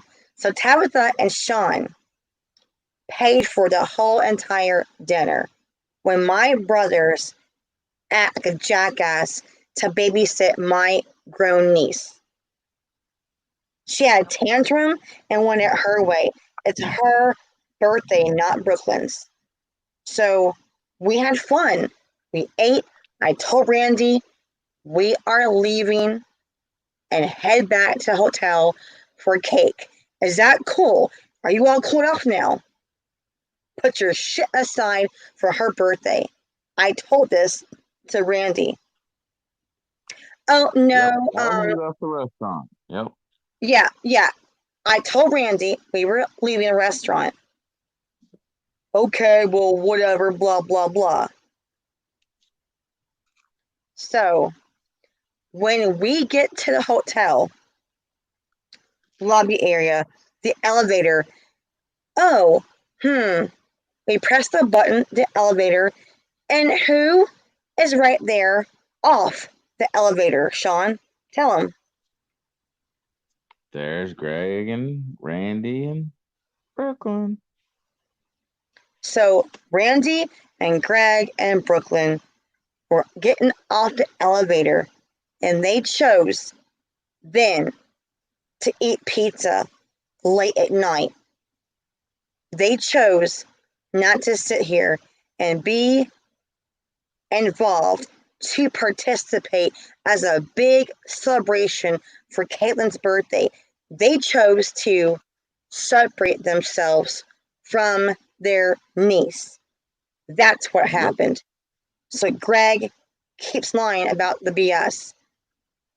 And he was repeatedly told before we left for the restaurant, after the restaurant, and at the elevator, hey, we're fixing to go get cake. Yep, we told them. And they were said, Yep. oh, we're not interested. Okay. So we told them we're going to have cake and we're going to have fun and put our shit aside for my daughter and what she wanted for her wishes. Okay, he said, okay. But again, the elevator comes down. It's my brothers and my niece. They separated themselves. They were punishing my daughter. My daughter turning 10 on her birthday. That's how her uncles treated their niece. That's what's up. You guys want to sit here and you want to hear that guy's show with Greg on it? You think here you know something about my brothers, but you don't. They have trashed me for 2 years behind the scenes on accounts called fake accounts. So you people don't know what happened. Again, that's why Shawn is here as a witness. Mind you, witnesses, Shawn, Jason, Tabitha, her daughter, my kids, witnesses to what happened. So my brothers and my niece treated my daughter like shit. That's the truth of that night and what happened. Yep. So I told Randy, what are you doing? He got in my face and says, don't you start. Really? I text you, we're going to have cake, was the idea. He cussed at me, abusive behavior to me. I said, I shouldn't start. Don't you start. It's my kid's birthday. How dare you sit here and punish your own niece? Because you want to sit here and you want a baby, a girl that's 19 or 20, having a tantrum because she didn't get her way. That's what happened.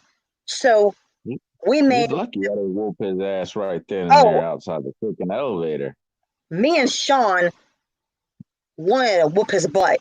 That was the truth, because you should have seen it. You all should have seen how my brothers and how my niece sat there and they gave Caitlin the cold shoulder.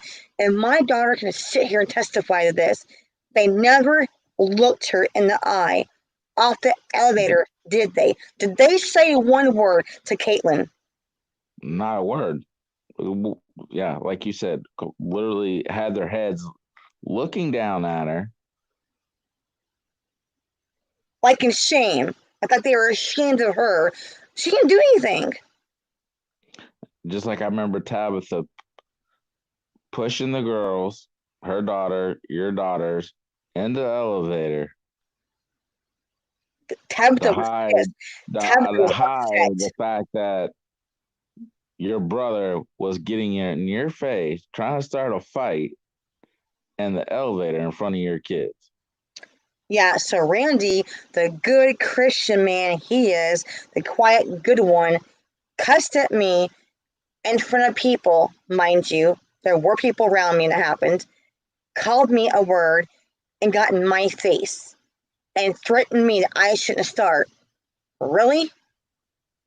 My brothers never looked at my daughter off the elevator. They snubbed my daughter, and I was so angry. I about went after them, but Tabitha grabbed me and said, "Nope, not worth it, Sharon." No. And Caitlin was more upset because her uncles snubbed her. So we went to the hotel room. I remember this. I remember you guys. Remember what Kate got in the elevator, and as we were going up, Your volume went and out she for 1 turned around and said, second. Hang on. Your "Well, mic I'll never went out. forget what." Yeah, you're good. You're good. Okay, I'll never forget what Caitlin said to me before when we were in the elevator, and she looked over at Jason, and says, "You're my cousin now," and looked over at me. You're my true uncle." Right? Caitlin 100% said that. Yep.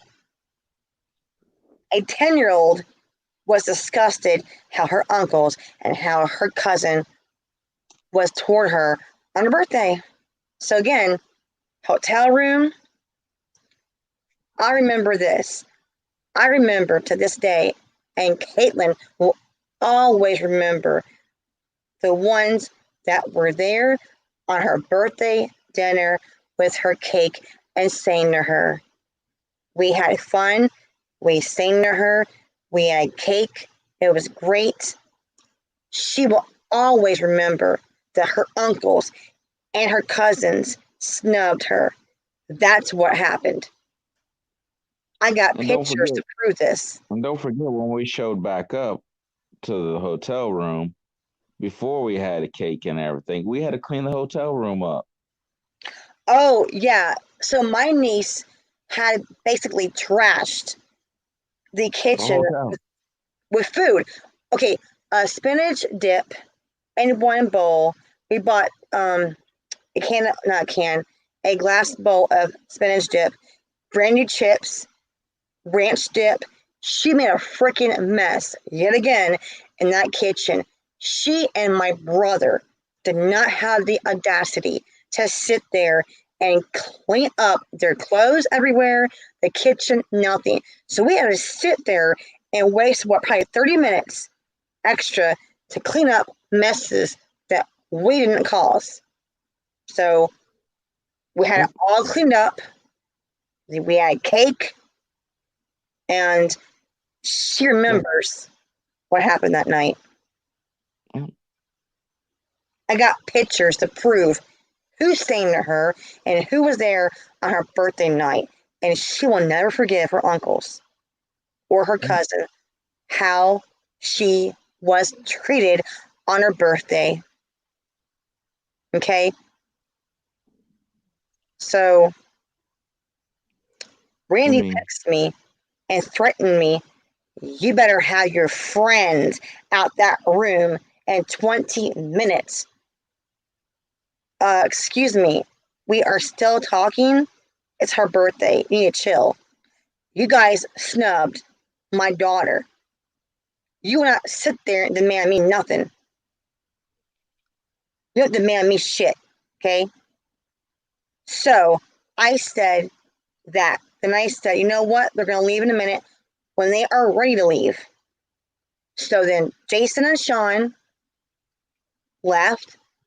Tabitha helped clean with her daughter. Now, Tabitha's child was a guest.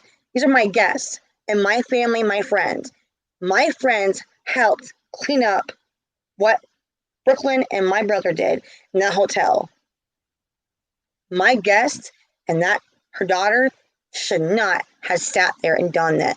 But that's what real friends do. Okay? So Tabitha and her kid left. So, I got, here was Caitlin, tired for bed. Get her in bed. Jordan's up. And me and Jordan then were still in the kitchen, had all this stuff cleaned up, washing dishes from the cake. Okay? We did that. Me and Jordan did that. Here comes Brooklyn. Here comes Greg. Stomp, stomp, stomp, tantrum. Grabs her little trash bag full of clothes and tells tells Jordan, well, I love you, and hugs her. And she never told Caitlin goodbye. That's what happened. She snubbed Caitlin twice and never told Caitlin goodbye. And Jordan was like, oh my God, she hugged me. I want to smack her. My sissy birthday almost ruined because of her. And Jordan would never hit nobody unless someone hits her. But Jordan was so angry and says, my own cousin is so not respectful, disgusting the way she acts the whole time in that freaking hotel room. So my daughter and me, again, we're still cleaning. I'm doing laundry, okay, to pack our bags. The next morning, we were leaving to go home. So I let Jordan go to bed. I continued the dishes. I did laundry. I stayed up to probably 4 a.m. to make sure the clothes were done, they were packed, the hotel was cleaned up, the food was cleaned up, and we had a lot of leftovers. Leftover Smirnoffs, cake left over. We had good food from Publix left over. We had drinks left over. So I packed what I could that night so Randy could rest. Even though I was pissed at my brother, I put my crap aside for my daughter. That's the truth. Okay? That morning, we left. So sometime, I think between, I think Tampa, I text Brooklyn. Yes, I didn't harass her. I text her and I told her I am ashamed of her attitude and how she behaved the entire trip. Disappointed and ashamed how my niece acted, how she snubbed her own cousin. And she would always regret this, that she should have sat there and still should be there for her birthday party that night with dinner, with the cake, having fun. I did not harass her. Here's the weird thing that Greg says, that I was texting her mother, harassing her mother. Back up there, Greg. Let's back up there, dude. Who text who? I remember in the car that they text me first.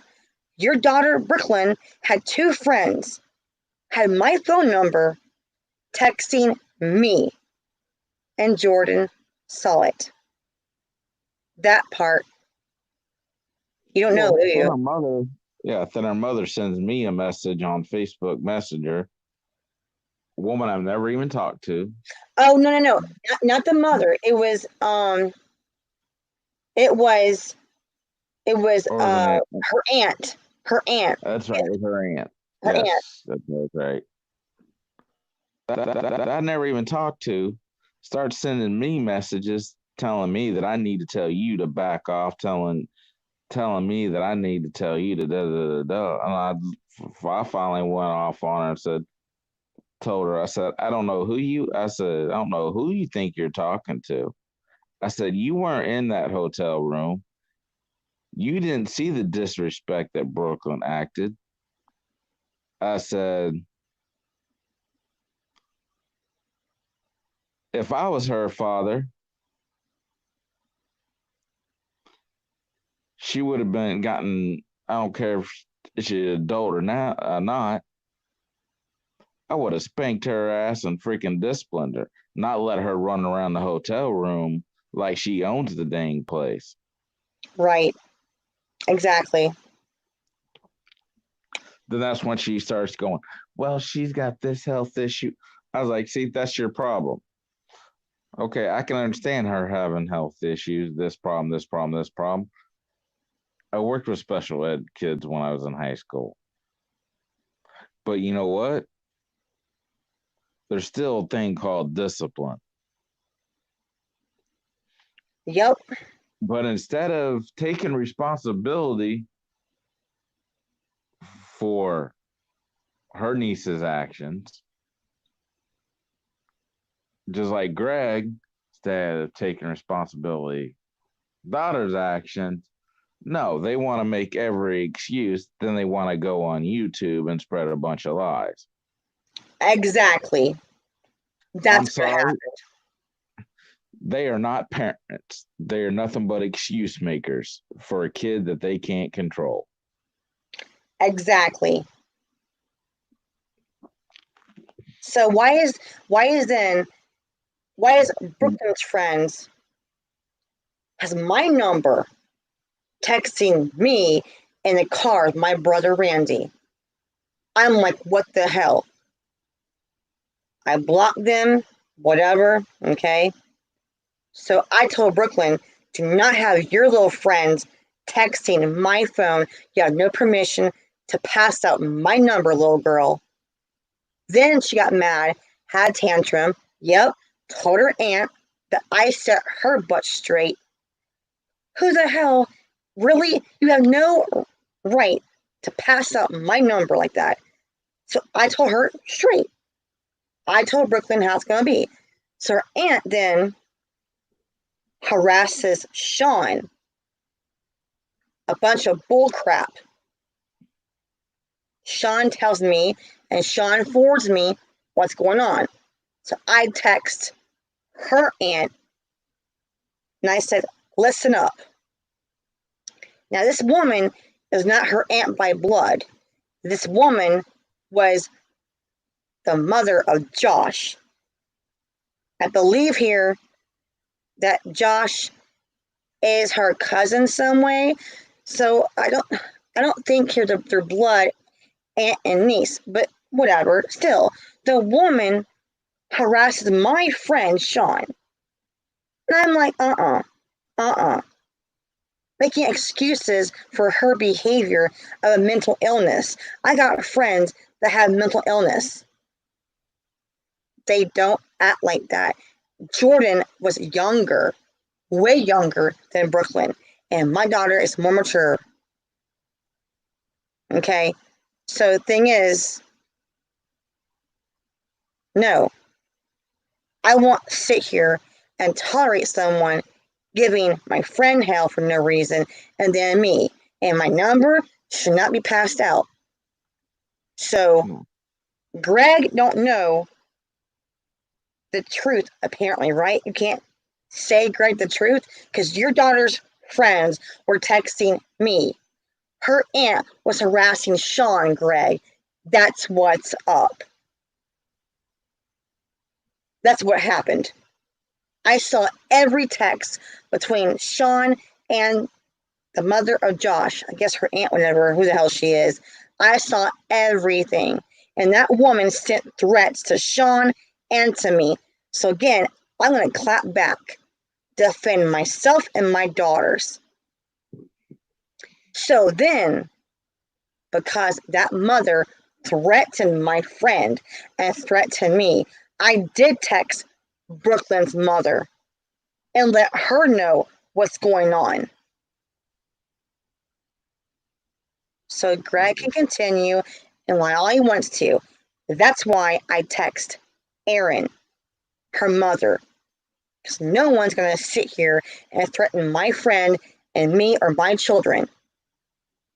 So I then text Erin and I show her screenshots of what the mother was saying to my friend and to me. So yeah, what's up now, Greg? You're busting your lies. Get your story straight before you sit here and go on YouTube and spread lies. Insinuate, man, that I was doing something nasty with Shawn and his son. Yeah. Really, when Tabitha, again, was there with her daughter. And my the daughter, whole entire time. yes, the entire time. Greg don't know anything, and Greg assumes what he wants to assume, and his opinion is not a fact. So he thinks here it's okay to run with the rumor that never happened. Yep. People, Matter of that's fact, why shit starts. Matter of fact, the only time that me and you were alone was when you were crying in the bedroom. I walked in the bedroom, and that's when Tabitha went over to the crack of the door and started screaming at your brother. Right? And even then, guess what? The bedroom door was wide open. Mm-hmm. So, oh yeah, that same moment. Did not Caitlin, but in a respectful way, did not Caitlin tell off her own cousin? yeah, that's right. Yeah, Caitlin did too. Yeah. Caitlin went in there after I was crying, and Caitlin said, "Mama, it's okay. We'll fix this. Don't worry, it's not your fault." And I was bawling on my daughter that I was sorry how my brothers were treating her. I felt bad for my daughter, and my daughter went in there and says, Brooklyn, it's my birthday, not yours. You are being nasty, something like that. It's my birthday. You put my mom in tears. You are not respectful. I mean, she went off on her cousin and put her in place. My 10-year-old had to sit there and tell a girl of 19, 20, you're being disgusting and disrespectful. Now, again, if it was her birthday, of course, all the attention will go to her. That's not a problem. Not her birthday. And I was trying. I was involving myself with Brooklyn. And me and Brooklyn had a lot of time together. Jen's seen it. Jordan's seen it. Randy's seen this. Oh, and let's go there, but the honeymoon beach. Or no, Honeymoon Island. How I called Shawn in piss mode. And Jen had calmed me down. Who left my daughter on the beach by herself? Oh, Brooklyn. Remember who it was? Greg, wasn't it? Nope. Randy. Randy, that's right. Randy did. I couldn't remember yeah. Well, Greg had called, but at work still. So Caitlin told me, no, I'm going to the bathroom. I'm good. So Brooklyn and me and Jordan and Jen had to go to the bathroom, and Caitlin was fine. I told Randy, would you mind watching her for like 15 minutes? Something like that. It's not that long, right? Bathroom, the beach. Yeah, sure. They were in the water getting seashells. The next thing I know, I come out of the bathroom and my daughter is sitting there crying. Why is this? Why is this? Yeah. I panicked, like, what the hell is going on? She was left alone for God knows what. You want to know why? Randy, absent-minded, whatever hell he's going through, he turned around. He walked away for shells. He went probably 100 yards or more down the way from the beach. When he told me, it's not a problem, I'll watch her, I always trusted my brother. I always trusted Randy. So Jennifer witnessed this, and my daughter Jordan, and I was freaking flipping upset that he left my daughter for God knows how long, whatever time it was. He was clear down the other side of the freaking island. And my daughter was sitting there crying, like, Mom, I'm getting shells. Okay. Randy said, I'm going to turn around and get the bucket at the towel. And Caitlin could see him. So, Randy waved to Caitlin. It was all good. And next thing I know, she says, I turn around and Randy's gone. Uncle Randy had left. So you trolls out there on that side call me a bad parent. Right? You all say I beat my kids, I'm on drugs. I have never abandoned my children. Never left them unattended in my life. I put my trust in my brother, and he is clear down the other side of the freaking island. And Jennifer was livid.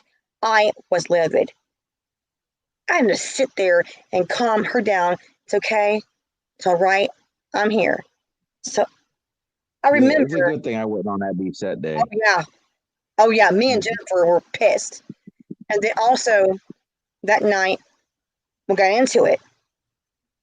I said, why did you not take her with you? Why don't you grab her hand and say, hey,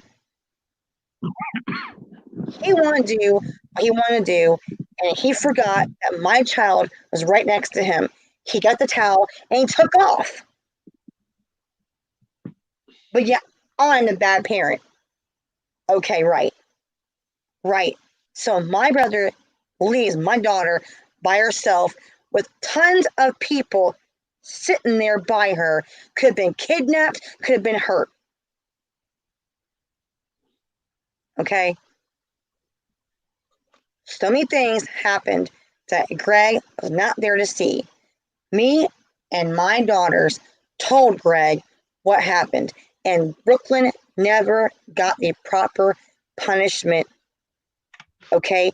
Greg never really sat down and talked to her. All he does is hit her on the freaking wrist. You can't sit there and hit a freaking adult on the wrist. See, I love Brooklyn. I always will. Yeah, she trashed me, called me names, and kept trashing me for 3 months. I love Brooklyn. I always will. But we are not family. I chose to cut her off and my brothers because of what they did. My daughters are not only halfway scared of their uncles, they don't trust their uncles. They have cut ties with their uncles. So you people do not know what happened. Okay? You don't know what happened. Here's someone that's known me of the age of 21. I'm 41 years old. He knows me inside and out and can vouch for me that I have been sober for 17 years off of certain drugs. A pain pill addict. Sean knows everything I've ever taken, I've ever done. Sean knows of my child abuse. Sean knows of my rape. You want to sit there and call me a pedophile and call me a rapist? You don't know the story. You don't know what happened.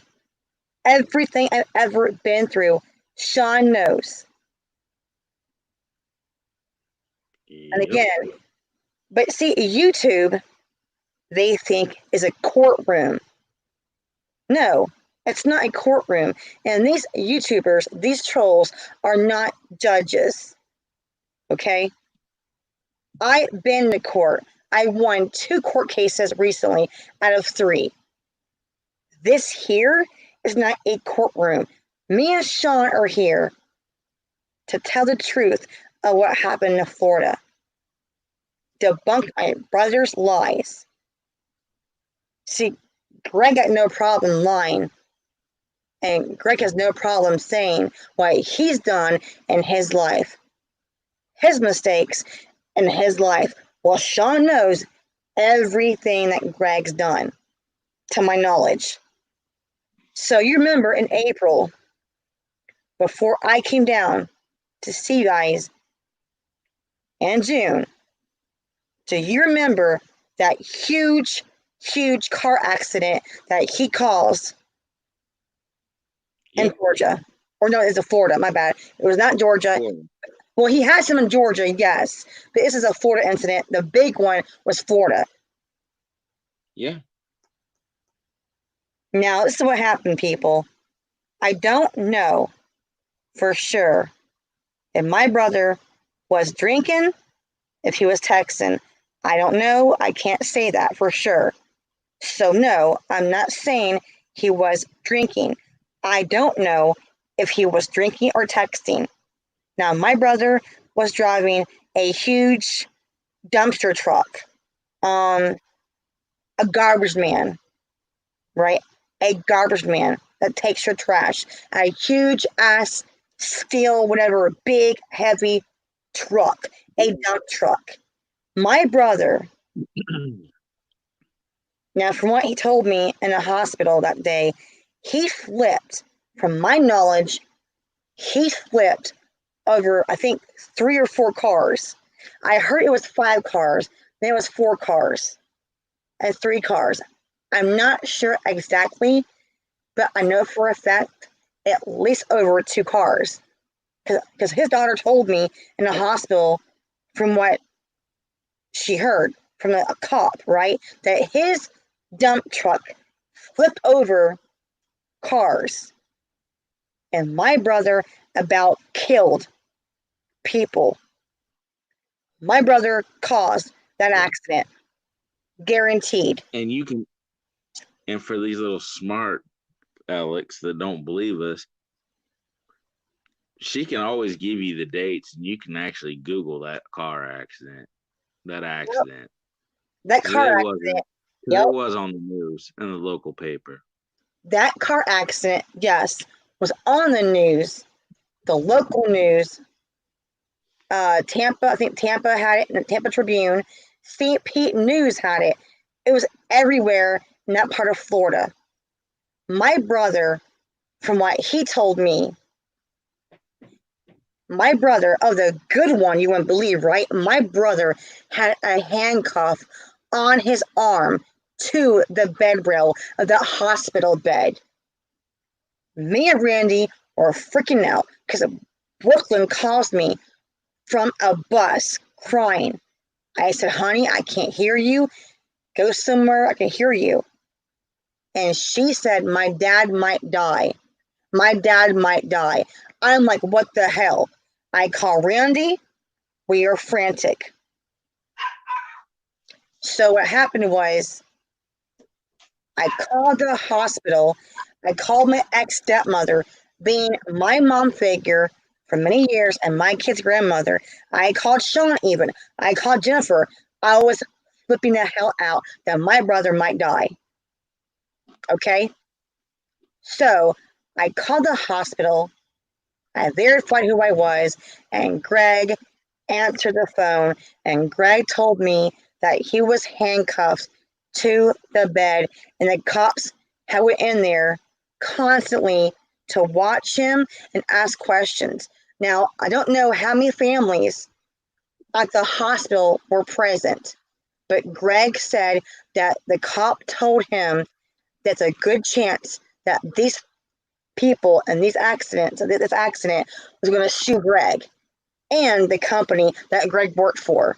And also, not only sue Greg, the cop said this, that your brother could go to jail. And I'm like, what the hell? I call Randy. He's frantic, cause of hospital. And I was told that Greg will not die, that he's okay, but there are consequences of the accident. So Greg told me, don't post this anywhere on Facebook, to the family, to the aunt. Don't post it anywhere. I said, why? It's your aunt and them. Because I found out that these people he about killed, we're going to sit here and press charges. That's the truth. Shawn knows that. Jen knows that. Randy knows that. My kids know this. And this incident did take place in the paper. So yeah, I knew about the accident before you said anything to me. I just didn't realize it was your brother at the time. yeah, see, See, I had family and friends in Florida that had heard about the accident, but no one knew it was Greg until me and Randy made phone calls, and I was frantic that my brother might die. But here he says on the show, on the guy's show, that I just own my sister. I don't love my sister. Really? Why is this? You don't love me no more because your daughter's friends text me with threats, and the mother of Josh, that aunt, texts and threatened Shawn, and I fought back and I defended Shawn and myself? Greg, really? Really? Now here's Greg discussing my so-called social life. But back up here. Greg's lucky to be alive. He's lucky not to be in jail for manslaughter. Now, I'm not sure the whole correct term here, but that cop told me it could be manslaughter. This guy, my brother did not go to jail, did not die. I said this, you survived death, so be grateful you're alive. I told him, do not sit here and say lies about me when he knows the truth. 7 to 8 witnesses know in that hotel room in Florida what happened. My aunt, Brooklyn, my kids, me, Jen, Shawn, we all know that my brother escaped death and jail, and my brother is still allowed to work. Really? Yeah. But no one will say that, right? No one will sit here and tell the truth. But I am. Shawn is. The freaking hospital papers exist. The newspaper articles exist. Okay? So, tons of people can witness to what I'm saying. You all thought here that Shawn didn't exist. Just some guy I met in Florida, right? The hotel. Really? Okay. Anyway, I'm going to prove here you guys are lying, you're lying, and still lying. Because you have no right. Period. What, Shawn? And to prove I'm not just a video clip here, I do exist. Yep. So anything that comes out of Greg's mouth is a freaking lie. Thank you. You exist. Your son exists. Tabitha exists. Her kids exist. My own stepmother, now I guess former, when she heard him on these shows,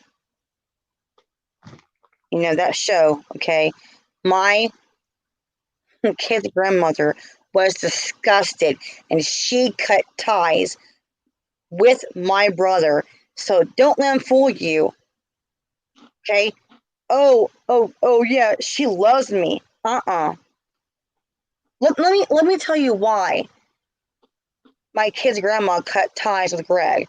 See, he had no problem lying about me. I got facts. I got truth. My turn now to sit here and tell the truth of what really happened. My kid's grandmother told me the reason why she cut ties with Greg way before the Florida trip, Now, my kid's grandmother is my mom figure for many years. My dad and her married, stepmother. They were divorced. I still see her as my mother. My mom figure, okay? Now, again, I don't gay bash. I have gay friends, bisexual, and lesbian friends, drag queen friends, okay? No one knows my life in Florida except for freaking Sean and Jen. Because y'all know who my drag queen friends are. You know that Lonnie's bisexual. I have lesbian friends too. It's Florida. Who cares? My life, my business. Prove here I don't gay bash. I don't gay hate. I'm not also a racist. I love everyone. If I don't like one person, it's that one person. I got drag queen friends, bisexual friends, lesbian friends that I call my family till this day. Well, I don't know jack shit about my life, but Sean does. Jen knows too. Here's the thing, okay? Again, things have happened before the Florida trip. And Greg lies and says, well, that accident happened years before the Florida trip. Nope. That accident happened spring before June of the Florida trip, Greg. So keep lying. Disgusting how code form he sat there on those shows and he out my abuse in code form. My aunt knew what he meant and what he said. The little phrase he was saying, yeah, it called me a habitual liar, that I lie so much that I believe my own lies. He meant that I was lying about my abuse. My aunt knew it, my dad knew it. But yet again, backtrack here. When my dad married her, yes, my stepmother, the only grandmother that Jordan knew, as a baby, 5 months old. Yes, they're divorced. So the thing is this, why would I divorce children from that woman? I wouldn't do this to her. I love her. So she told me a story of her gay friend, got a gay best friend, had a rant. Uncle Chuck. More facts. Uncle Chuck, a gay man that I cared for, I respected.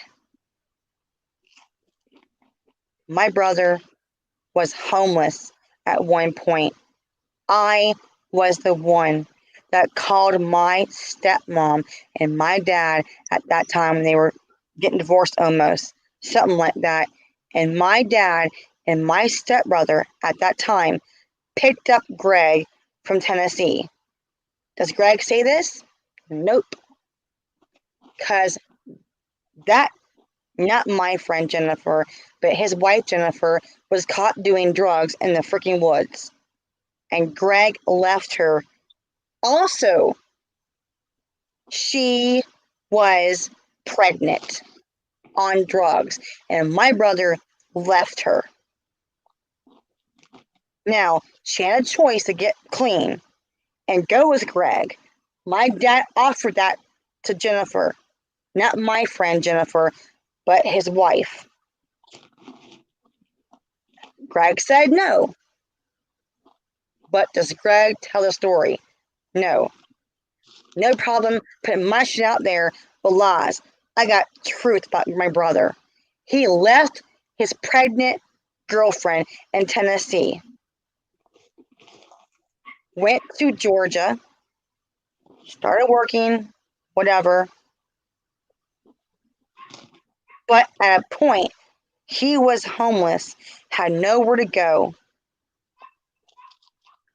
From my understanding, he was kicked out of the house, and my kid's grandmother, okay, she arranged for Uncle Chuck to take in my brother and felt bad for my brother on that ranch. Yes, he had a ranch. Animals, the whole 9 yards. Expensive. My Uncle Chuck, and again, not my blood, whatever, Uncle Chuck had tons and tons of money invested in these high-priced new tools. Now, Greg asked him to use the tools. All right? And Karen told me this. She said that my brother let all those tools sit out in the rain and rust. And now Uncle Chuck trusted Greg. And those tools were ruined. Brand new tools were ruined by my brother being not responsible. That's why, Greg. That's why she cut ties with you way before the Florida incident. Before you telling people in code form about child abuse. That's what happened, Greg. You want to know what happened and why she's so pissed at your ass? Because you let Uncle Chuck's, all his tools, rust and got ruined. Thousands of dollars wasted. And my brother is a liar. My brother never paid rent to Uncle Chuck. So how many more lies, Greg, you want to tell on me, huh? I know what she told me. That you never paid rent, and because of you not paying rent to help Uncle Chuck, the actual plan, you all had verbally planned, right? To pay Uncle Chuck monthly. You let Uncle Chuck go into debt, and Uncle Chuck lost his ranch because of you. That's what happened. So you trolls think you know something about my brother? My Uncle Chuck had serious cancer and was sick. And my brother not only took thousands of dollars from the tools being ruined, he never paid Chuck a penny of the agreement. And my Uncle Chuck lost his beautiful ranch and animals. And Uncle Chuck was forced to move. And let me tell you why I'm pissed at this crap. Uncle Chuck died a month after he moved somewhere else. After he lost everything because he trusted my brother. Boom. There's your truth bombs. He died a month after he was forced to move. That's why, Greg, she cut ties with you. And how dare my brother sit there, lie, have me slandered, and put lies with the truth.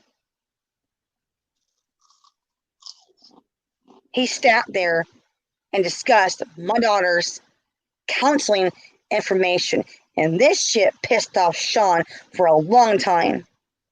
Mm-hmm. Yep. Let me explain that again from the other day, right? Now, I'm not sure Florida's laws, okay? But in my state, when you are a minor and counseling, not only a HIPAA law, okay, but they are not allowed to discuss anything unless you sign that permission form, okay? I know what I'm saying.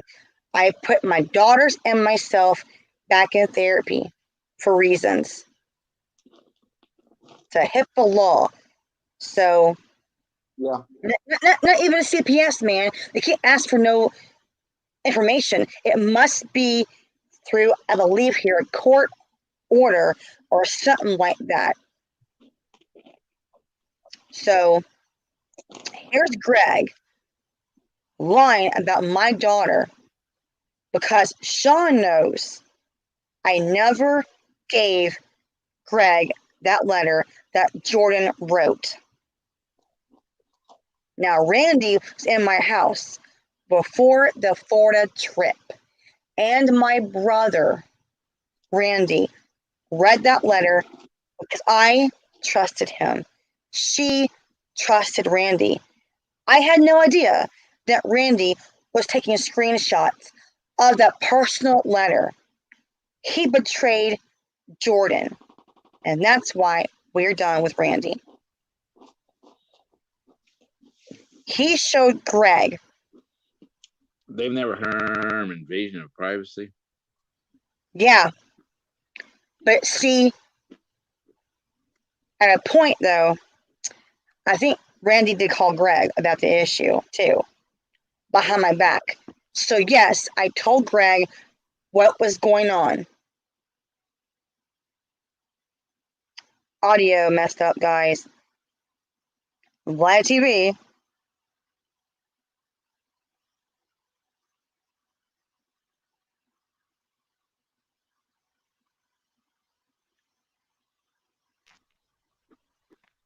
All right, we're back. You good? I'm good. Okay, so what happened was when Jordan was in counseling, Shawn knew and Jen knew that Jordan's in counseling for certain issues. Okay? So when I say Shawn knows everything about my life, he does. Okay? So Shawn knew that Jordan's in counseling. Okay? When that happened, I hit the laws in place. You're not allowed to discuss a minor's information during counseling online, in the newspaper, social media. So, right, exactly. I'm right. Yeah, when Greg went live on that show, on that podcast, and discussed my father and Jordan's issues, he broke that. He told something. It's a law that he broke. Confidentiality. Yes, in Tennessee, it is a crime. And the state of Tennessee can sue my brother. Even now, I'll tell you why, Shawn. This person recently released the video where Greg is talking about my father and Jordan, right? Then the other video where Jordan confronts Uncle Greg of his lies and bullcrap. Okay? That's why I'm here tonight discussing all of this information to get all it out there. Okay? So, Greg broke that law. Again, the state of Tennessee can sue my brother. Now, months down the road, when Greg went back on the same show, I did grab Jordan quickly to be put on this show because Jordan had told me if her uncle ever goes on that show again, that I am to tell her, grab her, and show her. That's what I did. I never coached Jordan what to say. I only told her, don't say a cuss word. Okay? So when Greg went with him on live, I got Jordan on this show, and Jordan confronted her lying uncle and asked him why. Why would you sit there and discuss my grandpa and me? Now, mind you, I have made channels. I have been live on my phone saying that my father has never molested my daughter or raped her. But then somebody I know in October called CPS on me and my father, claiming that my father molested and raped my daughter. So you bozos must remember this. You clowns, you trolls. I am not the first one that discussed this. Greg discussed this not once, but twice. So me and my daughter on that show were only defending my daughter, saying the truth. Now, when Jordan again went on that podcast to confront her lying uncle, to ask him why he broke her trust in the law of Tennessee, the HIPAA law, all right? Jordan was not in counseling at that time when she went on the show. So Jordan did have permission to be on the show. Boom, done, period. So why do people keep talking about this every day? That, oh, Sharon did this. No, my brother is the first person that discussed my father and discussed my daughter, and you people sit there and put false narratives and twist what happens. That's why me and Shawn are sitting here taking time out to tell the truth. That's it. Yep. Now, in Florida, is there Well, yeah, not a nothing law about that, Shawn? Do what? Well, as far as I know, every state has a law about that you can't discuss any therapy a minor is going through. Just like you can't, just like if a minor gets into an accident or a minor gets killed, the minor's name can't be put out there until they have parents' permission.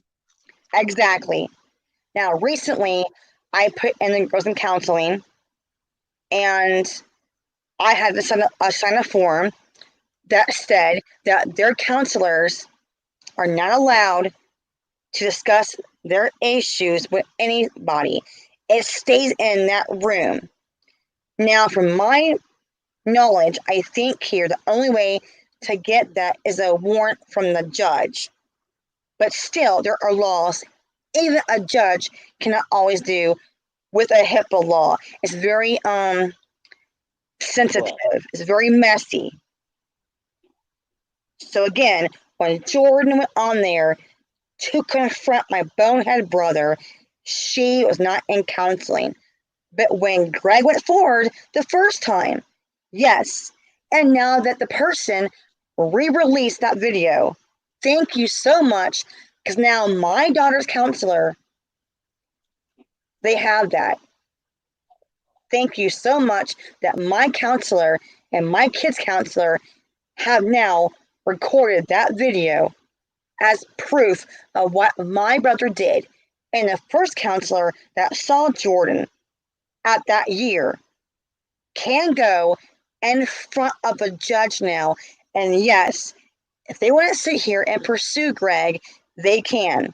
And Greg could be charged and go to jail or to court or something like that. And I can't stop it. Why is this? You know, Greg. Not only the state could sue him, the therapist can sue him. Right? And I said Jordan, that though. Jordan, when she got of age, consume. You Yeah. consume. Yep. When Jordan turns If 18, he didn't have permission from anybody. no, he had no permission on that show to discuss Jordan's issues about my father. Oh, In my opinion, this man on that podcast, he is the one that made Jordan, that forced Jordan to discuss what my dad did. Now, my father may have done an appropriate touch. He was sorry for that. That is what happened. I was fully investigated twice, not once, but twice by CPS. And my father was embarrassed and also questioned. It was dismissed. And here's people of this side of these people continually discuss my dad. They call him a pedo. They call me a pedo. Done. It's been debunked. Here is the truth. You cannot just give out information. Now, when Jordan is 18, if she wants to at 18, yes, Jordan can sue her uncle. Is he that stupid? Does he not know what Tennessee law is? well, I don't even think it's Tennessee law. That could be a federal thing that you It never is. discuss. Patient, the doctor. Okay, yeah. Let's say you and well, he's a now adult. Let's say you and Jason, he's still 17, right? You're in the hospital, he gets hurt. I know for a fact they ask you to sign these papers. Well, we get more of an electronic thing now. Yeah, it's a HIPAA law.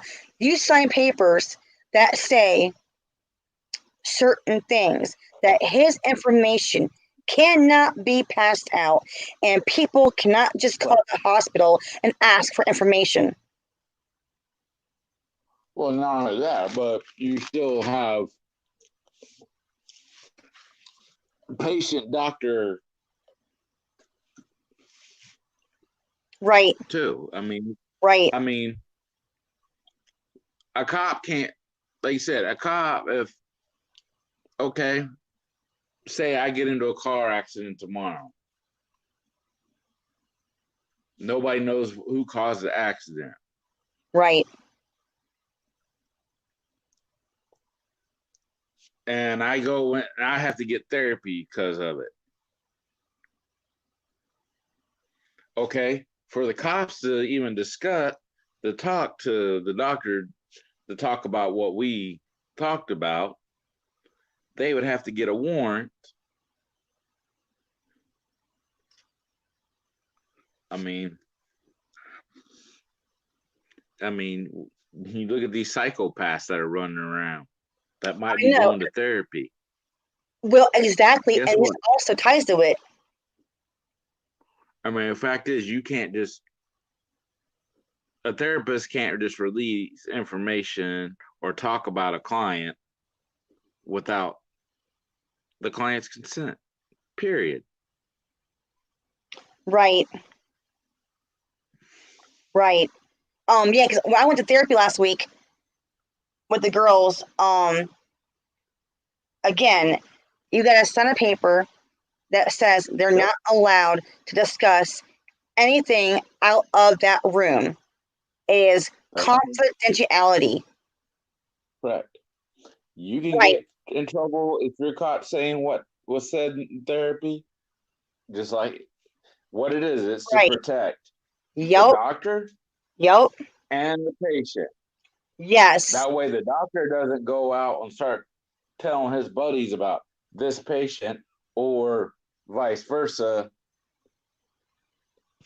If the patient wants to go in and say, "Well, this doctor's a whack job because of this is what things he said to me," it's to protect both the doctor and the patient.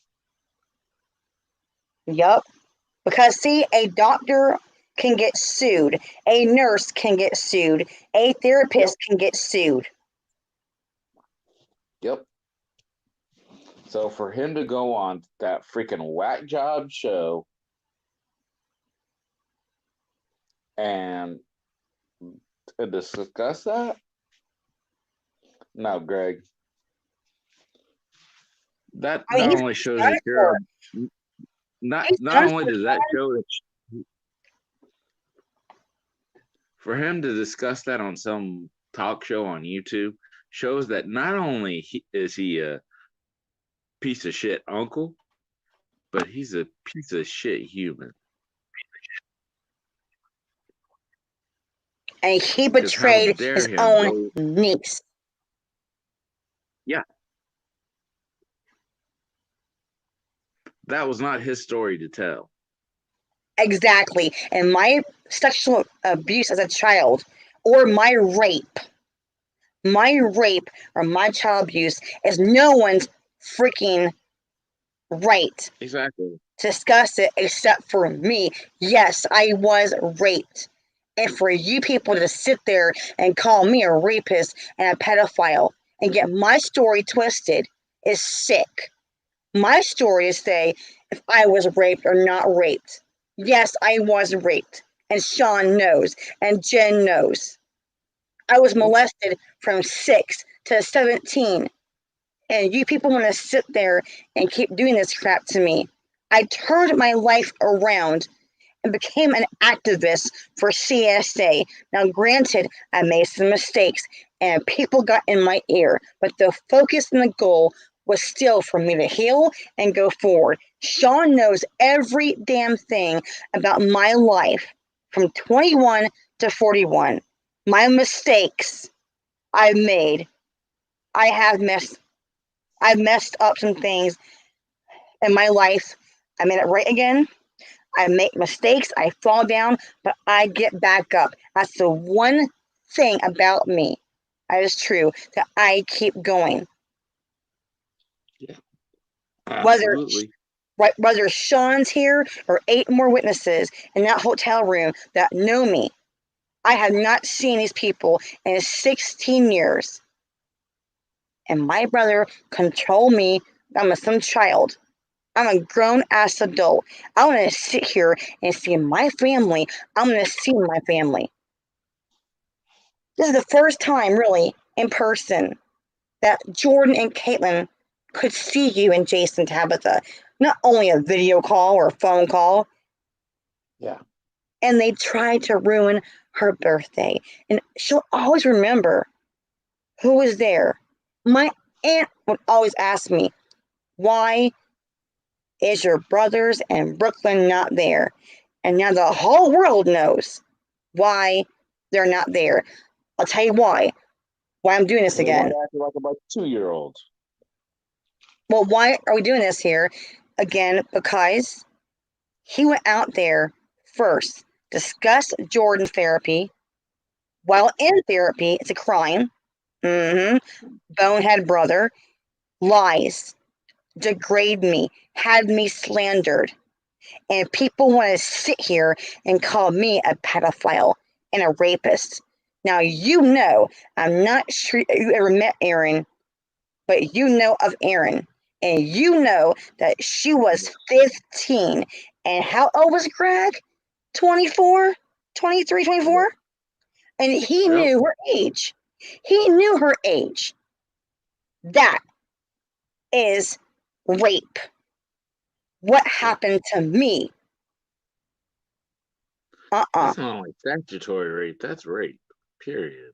They're saying that I raped my kid's father. Disgusting. And now I am here to discuss this. I've been quiet. I'm done being quiet. I know what I told that person, and she twisted the whole story around. I never raped a teenager. I was the one raped. Yes. Shawn knows what happened to me.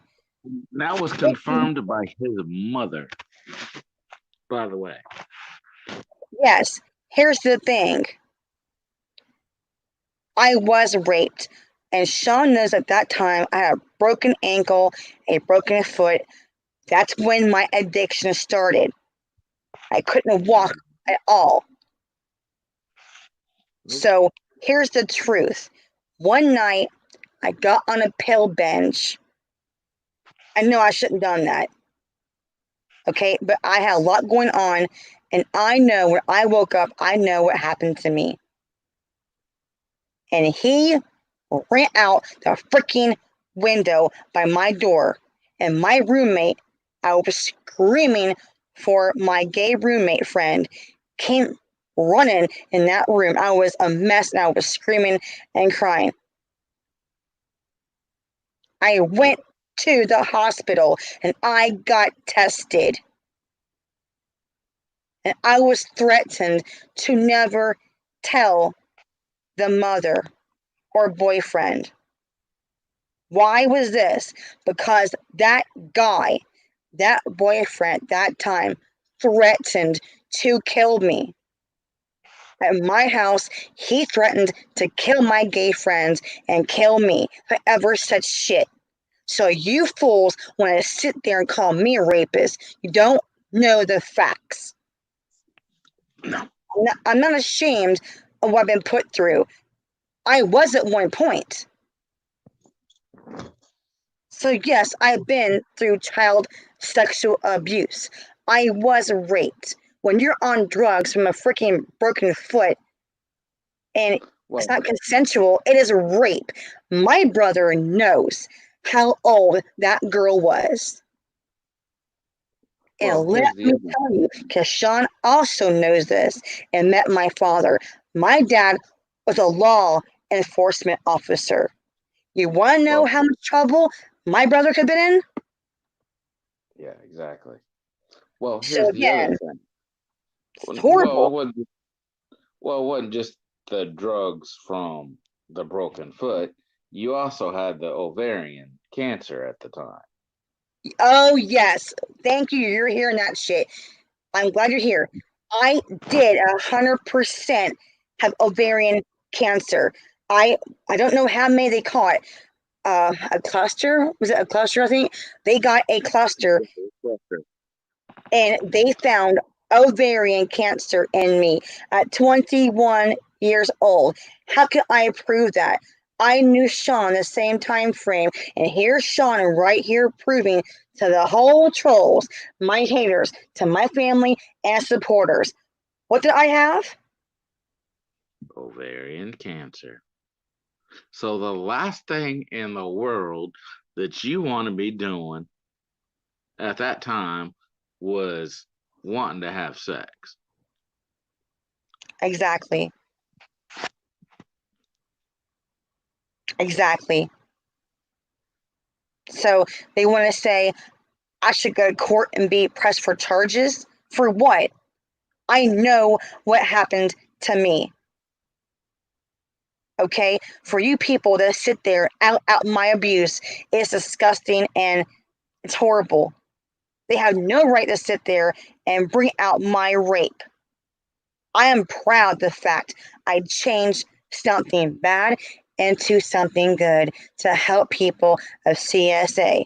Whether you're a cutter, you're a druggie, anxiety, depression, mental illness. And Shawn led people, his friends, have come to me that are survivors of CSA. So you all think here I don't talk to people that survive CSA? How many friends, Shawn? I won't say the names. There's at least two women that I know that's your best friends. At least I know two. I think there's more than two that have come to me because of you being my friend and you know I'm doing it's a good thing.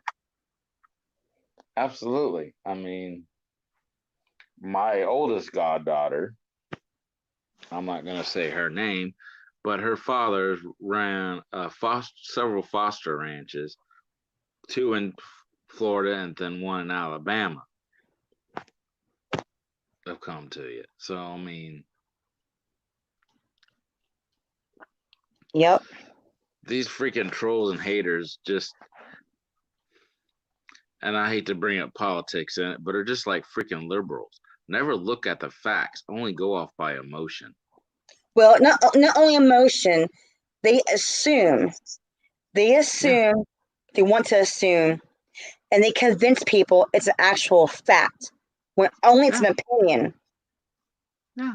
Opinions are not facts. Emotion is not facts. Exactly. I mean, that's why I don't trust most journalists these days, because most journalists will freaking write a paper off of an opinion. That's why when you read the bottom of something, it says it's opinion based. Yeah, because it's not based off fact. It's based off opinion. And the thing that always blows my mind about half the shit Greg talks about is, Greg, you weren't there, so how the hell are you going to talk about something that you weren't there? It's like when he talks about what happened in the hotel room. Dude, you weren't even there. Time he showed up, we were still down at the freaking poolside. Yep. And then he acts like, oh, I didn't know Sean and Jason are bullshit. I know, right? So who was there at my mom's funeral? Catherine? And then him to threaten, you want to threaten to kick my ass, Greg? Buddy, I'll tell you exactly where I want to be anytime you want. Because Sean if you really want to whoop my ass, I ain't hard to find. He threatened. Now, again, people, my brother has threatened Sean before in the past to whoop his butt. So that's why we're saying this. Laugh at him. He's a freaking twig. Yeah. I'm 235 pounds. What's Greg? 135? Please. And you know I threw Russell out my window at my apartment when he attacked me. You know I can throw a grown man at 6'1" out a window. Now you have seen me fight off men. I've had girlfriends, well not girl/friend people. I've had their boyfriends come in my face. I saw one guy hit a girl at the mall where I worked at, and I got in his face. I don't stand back to no guy. I will protect myself and my children. And Sean knows I will kick some ass. They want to come here in my house and try to hurt my kids. You better watch out. You want to come here, you come here. Be prepared. I watched her turn around. We were at Walmart one day, and I'm in the truck. Oh yeah, the Walmart. Some dude slaps his girlfriend in the middle of the parking lot. She walks over there, bitch slaps him, and then I had to walk over there and drop his ass. I got so mad. I was like, so Greg, you talking shit is like Antifa running their mouth. Right? A bunch of a skinny ass white boy trying to talk shit. I'm like, dude, please. I picked up hellbaits growing up bigger than you. I picked up trash barrels bigger than you. Again, if I can pick up Russell at how he was at the window, I can throw my brother my front porch. I mean, he's got my face in Florida, and I about had to knock him hell out. Randy knew. He knew I was that close to his boat was going to be mine. And I said, you're lucky. We're on like a million stairs up. We're a million floors up. I mean, I'm like, seriously. I mean, I'd try to be nice to him and civil, but you don't get in my face with the PTSD I got and my anxiety. Again, when that girl got slapped, I had no fear. I threw my purse down, my shit, and I ran up to that guy, and I fucking snapped him so damn hard. I remember the funny. I took my purse and my shoes out to the parking lot with Sean. I said, hold my purse. And he's like, no.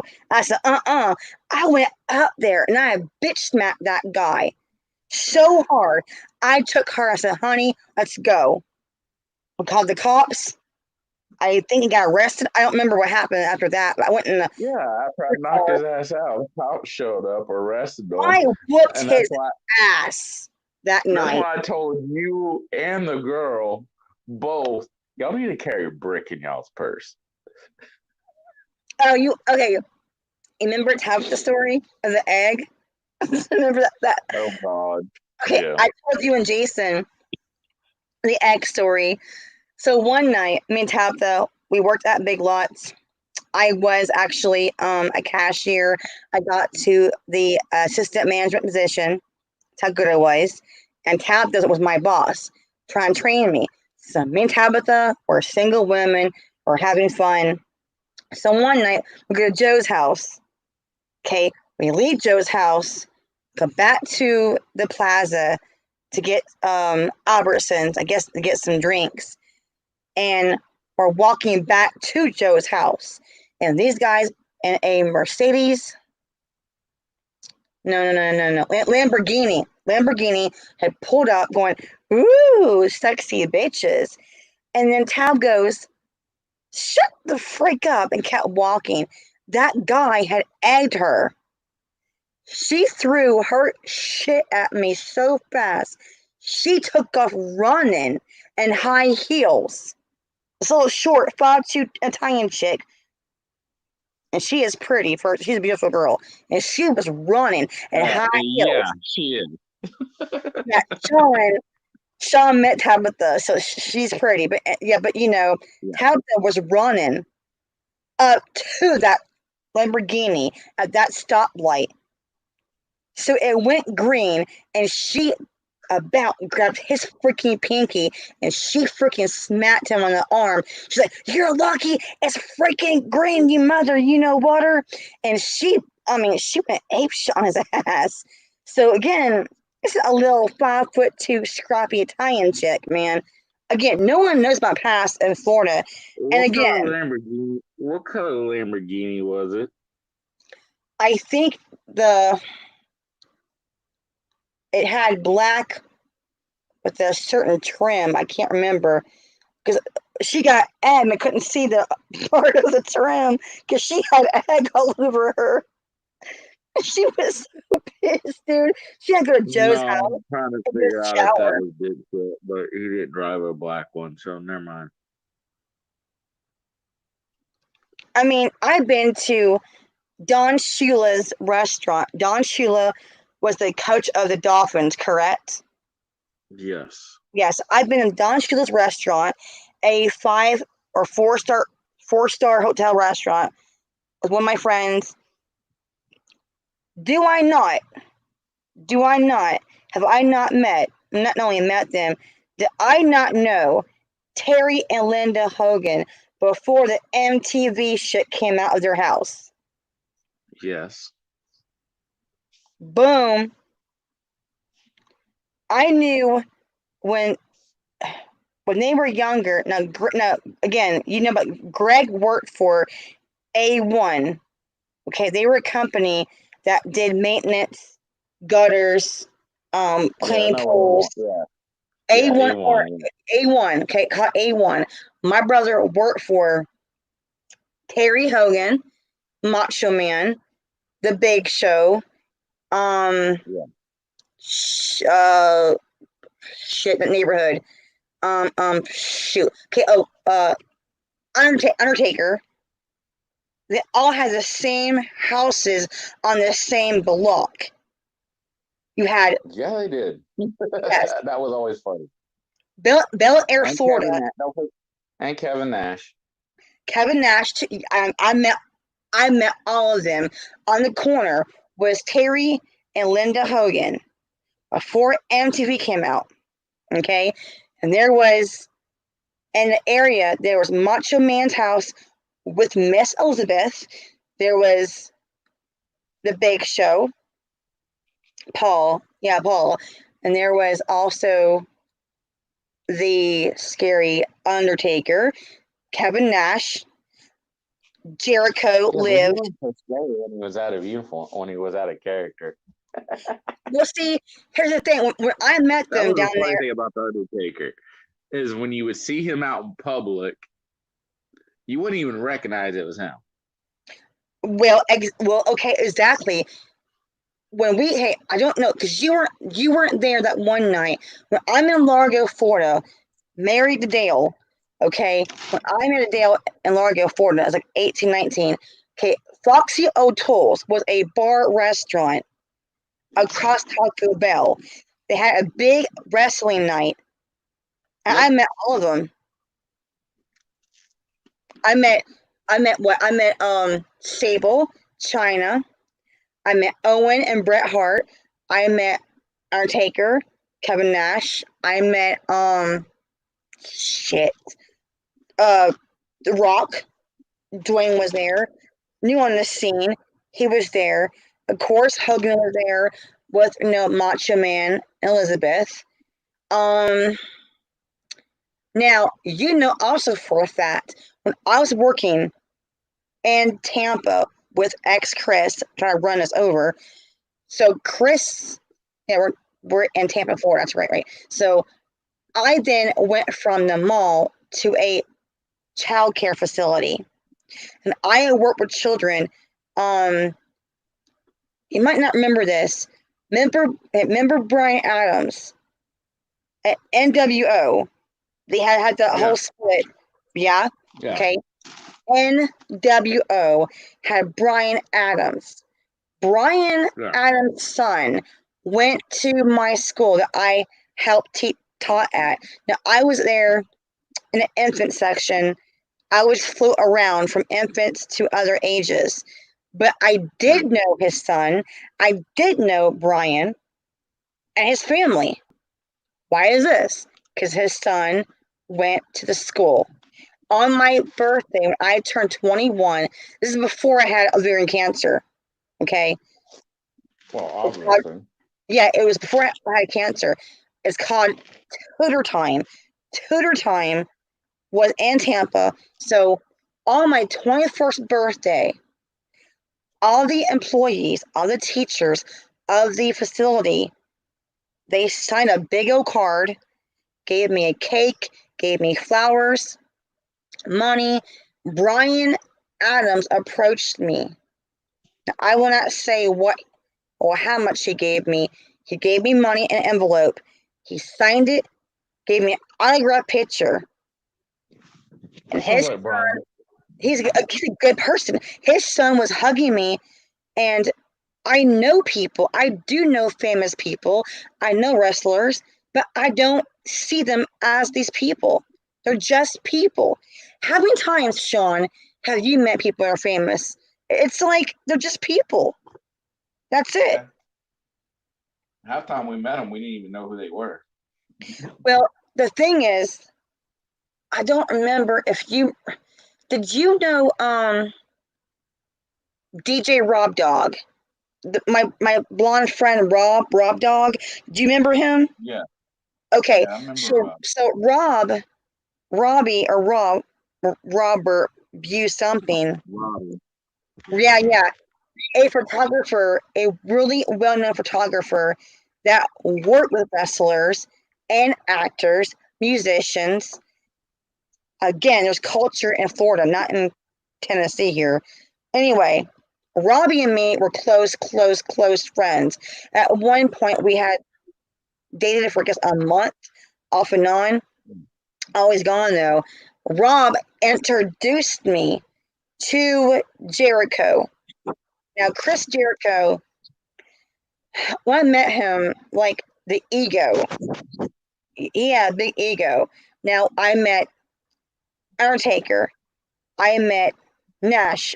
I met all of them. The only person I say had ego would be Jericho. Now, I can't disagree with that one. Right. Now, I remember in Tampa, Florida, me and Chris went to my first wrestling, I don't know what year it was. I had met Stephanie. I don't like Stephanie, but Vince McMahon and them. Yeah, Stephanie McMahon. Okay, here's the thing. I met Stephanie outside of the arena, going to her car one night with Chris. Okay, now the father, Vince McMahon, is a nice guy in person. See, other personas are an act. Now, getting Well, of hurt, course they are. yeah. Well, getting hurt, not always an act. We have seen real blood. Ooh. We have seen. I remember when Owen Hart died. It was Owen Hart, right? Oh my God, yes. When Owen Hart died, not my brother. Greg was not there, but my friends, my neighbors from where my first ex-husband went to. My friend Stacy. So Stacy and her boyfriend David went to that event, and she was Yeah. calling me, and she seen blood. They seen some real shit. That's real. So, Well, I would see. I mean, there's a couple of wrestlers. I mean, like X-Pac, Shawn. He would go. He would always show. He would always, after every event in Tampa, would come in. Would always come to this one Pacific bar in Ybor, and yeah, you could tell. Yeah, he would always have bruises, cuts. Walked in there one time, everybody goes, "Oh, that was a fake injury." Yeah, it was so fake. That's why he was on crutches when he came into the freaking bar. I can't tell you how many times. No, I ran to people that are famous. Hi, hello. But I do have friends that cannot discuss the non-disclosures. Now, Sean knows, I Right. think, a few of them. I can't discuss them online for also their safety. But here's the thing. When I'm saying I know people, Sean knows who I know, who I spoke to. Now, Well, I I can't mean, remember the one time. back then it was easy because Well, but see, Largo, and Clearwater, and Tampa, and Miami are hot spots. We've got Clearwater and Largo. Well, Clearwater is a very known spot for artists, street artists, having fun. I mean, It's especially back before they redid Clearwater, oh before it was shit, what it I is know. today. I was I so mean, surprised. because everybody back when we could go actually cruise the strip of Clearwater, back before what they didn't stop that in what 99. But when you used to cruise the strip day or night, it didn't matter. Man, you would always see Hogan and all the wrestlers would be cruising with the. If you saw a real nice sports car, yeah, you knew it was one of them. Because usually it was just us kids that were, but you would see the sports cars, and yeah, I mean, shoot. And every morning in Clearwater, shoot, you see Hogan and Macho Man literally See, sprinting, oh, running oh, back oh. and forth the By Clearwater the way, Beach on the beach. okay, I did not work there that long. Okay, where Hogan lives in Bel Air, Florida. I'm not doxing him. He's a public figure. He's a wrestler, MTV show. When he was in Bel Air, Florida, now isn't he in Miami now? He's in Miami, right? No, I He think moved, he's didn't he, no. to Miami? I forgot where he's at now. Because Linda and him are divorced. I know that. Yeah, I know his He's daughter he's moved down to remarried. Miami. Yeah, he's remarried now. Well, in Bel Air, Florida, Yeah, you see on MTV, the corner yeah. house, all that. Okay, Albertsons, I would call that maybe like a not Kroger, Publix. It's huge. But anyway, I didn't work there very long.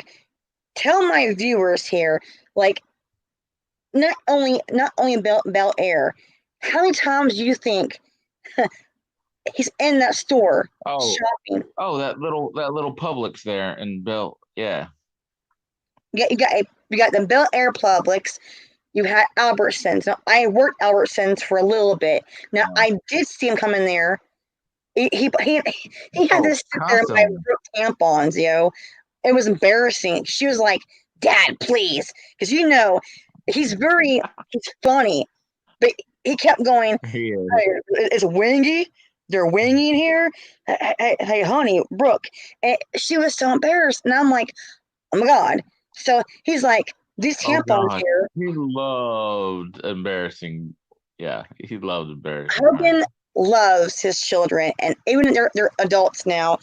He would embarrass the Yeah. shit out of Brooke in stores of female products. Because Sean knows again, we know Hogan. I mean, Linda Oh had that God. restaurant, Yeah. and now Greg told God, me, I yeah, miss her Greg, restaurant. That was it's good the food. French hen. Yep. The French hen. It had that hen, that cock rooster on the front of that door. And Greg always come by and say, "Miss Linda, got some nice COCK today." I was like, God, Greg. Who was it that was so scared of that freaking rooster? I don't remember. There's so many people that There see. was a wrestler that he couldn't look at it. It would scare him to death. I He don't was know, scared of roosters. because he had so many friends over there for parties. They all come in Albertsons, and I always meet them and see what's up. They were like friends to me. I knew who they were. I'm like, "Yeah, what's up, Jericho?" or whatever. Like, oh, was it not China? She hated that shit, but was it China? I don't know. Shit, I can't remember now who that was. Yeah, there's somebody that hated that But rooster. someone kept telling Linda, "Remove the cock, remove the cock," and I was like, "What the hell?" That was Yeah. embarrassing, yo. I It was wasn't like, remove the dude, rooster, it was remove the cock. Yeah. I I was know. like, I was Other like, wrestlers kept saying, "Remove the cock. You got cock." I'm like, oh jeez, it's a rooster. But yeah, I mean, like, see, I'd have to ask my buddies. They might know because it could have been. It sounds like it could have been one of them. well, see, okay, what hospital is it? Morton Plant near his house, right? It's Morton Plant, I think. Well, one plant owns so many dang hospitals down there. It's not even What's funny. the big ass hospital right across Hogan's house? Um, Bell Stompton? Is it Morton Plant? I don't remember. It was owned by Morton Plant, but I can't remember the name of it. That's the hospital that my grandmother, I believe she died. She died not. No, no, no, no. She was almost died there. She's very sick. She about died. She got better. They told me she had chronic leukemia. She about had an episode. She didn't die though, but she did die at the nursing home. That is, shoot, I can't remember where it's at now. But again, I know the whole area. See, these people think I'm full of crap. Of who I say, who I know, who I met, who I hung out with. Now, you tell the people. Now, I know that some clubs are new now. I left Florida when I was like 24, 4-ish. So, okay. So, Empire and Ybor. Empire. Now, was Empire the Yeah. one with the revolving second floor? No. What was that No. though? Not well. Okay, Empire, the one revolving floor. I knew No, it every wasn't Empire. I think maybe amphitheater. yes. You had an amphitheater. You had an Empire. Now, the whole Ybor city, the Cuban city, that whole strip is filled with what clubs, restaurants, Restaurants, bars, tattoo. art Now, I stores. Yeah. knew. Did I not Stores. know? Right. In those days, I knew everybody. I was the K Kid Raver. I promoted bands. That I not know every single manager in every single club down in Ybor City. Oh, absolutely. I mean, Yes, I knew I mean, every single person. the fact is, if you knew Charles or Ed, you knew everybody. Did Because you? freaking Charles. Because you figure Charlie had, let's see, he had owned two or three bars in Tampa. Then he owned Jammin's at one time on Clearwater Beach. He owned the Oh, Coliseum. yeah. And that place. Oh, No, excuse me, that's Showers Tony. was cool. Excuse me, that was Tony. But Tony owned Jammin's, the Coliseum in Fort Yep, Lauderdale, and the yep, one in yep. Clearwater. Then he owned a couple of bars, and he I knew or because Tony he for a little owned bit. before it changed its name, before it became Coyote Ugly. God, what was it? Something Saloon. Oh, I can't remember because oh my God, I can't remember. I did not. I was And they never. started with an S too, so I can't remember that. I can't remember. I'm so old. See, again, I knew every single manager, owner, whatever, of every freaking, not the bars. There's only a few. Every club, I knew every single manager of that club and the whole Ybor Strip. I knew every bouncer in every club. I helped promote bands. The one band I promoted from Orlando, well, I lived there for about probably a year, is Uncle Mudfish. Now, Uncle Mudfish was the soundtrack for MTV Road Rules. correct. Okay? So I knew Uncle Mudfish. I knew the guys very well. They all had, I think one was married, all had girlfriends. So Uncle Mudfish was the soundtrack to Road Rules. Now, was it Camper? Was it a Camper or some shit? Winnebago? Whatever it's called? Yeah. Okay, yeah. So they did RV, yeah. Yeah, so Road Rules at that time, MTV, I did help promote Uncle Mudfish. So I would go from club to club. This is before I met Dale. No, divorce. That's right. I divorced Dale. Anyway, I was 21 for cancer. Remember that shit, for cancer. I went to every club, promoted Uncle Mudfish. I got free in every club whenever I wanted to, or the bars. I had friends that got in free. You got in free with Cheryl that one night. My brother got in free. And Greg forgets all this crap I done for him. See, I sat there and done a lot for my brother. I do know. Now, I don't know who owns the clubs now, but back then I knew every freaking manager, every bouncer. And the worst thing I remember that I could never be back there in years was when that black guy bouncer guy, Tiny, me and you were on a Tampa Bay chat room talking one night.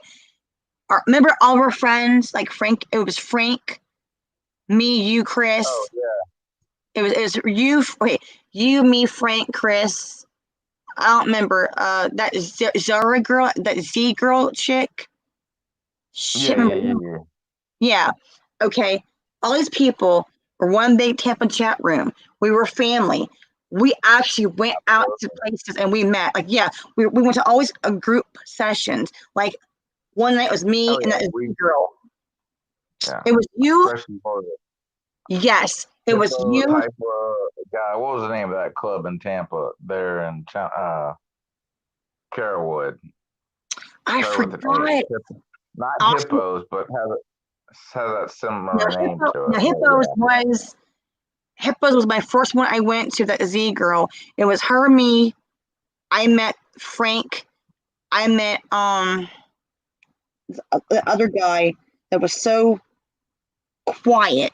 Now, the guy that killed himself, I can't remember his name, that committed suicide though. Which one? There's been 3 of them. Okay, run names. I can't remember. It's You had Rob that killed himself. I remember Rob. He killed himself up here in Ocala. Back in 2007. This would be about 2000 or before. I remember. Because like you had Elliot. Don't remember him. It's not him. Then there's another one. I just can't think of his name, but yeah. He was cool with me and you and Chris Cause. So, but yeah, he committed suicide. So we were all a huge family in that chat room, and we would go meet people in person in a nice public place. See, in Florida, you got jazz clubs, blues clubs, cocktail places, not these nasty, these bars that were like drama. It was nice down there, and I met a lot of people. So the thing is, me and you, Stampede was what? the country club. Stampede was the country club. Stampede. Yeah, Stampede.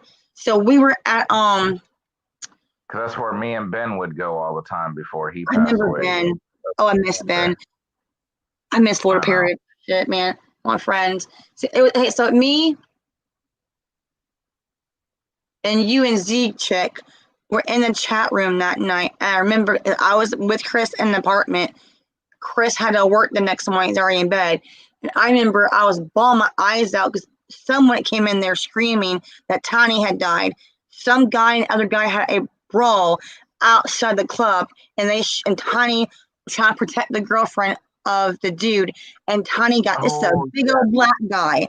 Tiny's a big old black guy, the most respected bouncers, and the guy is an accident, in the way at the wrong time, that Tiny got killed. He got shot and he was killed immediately.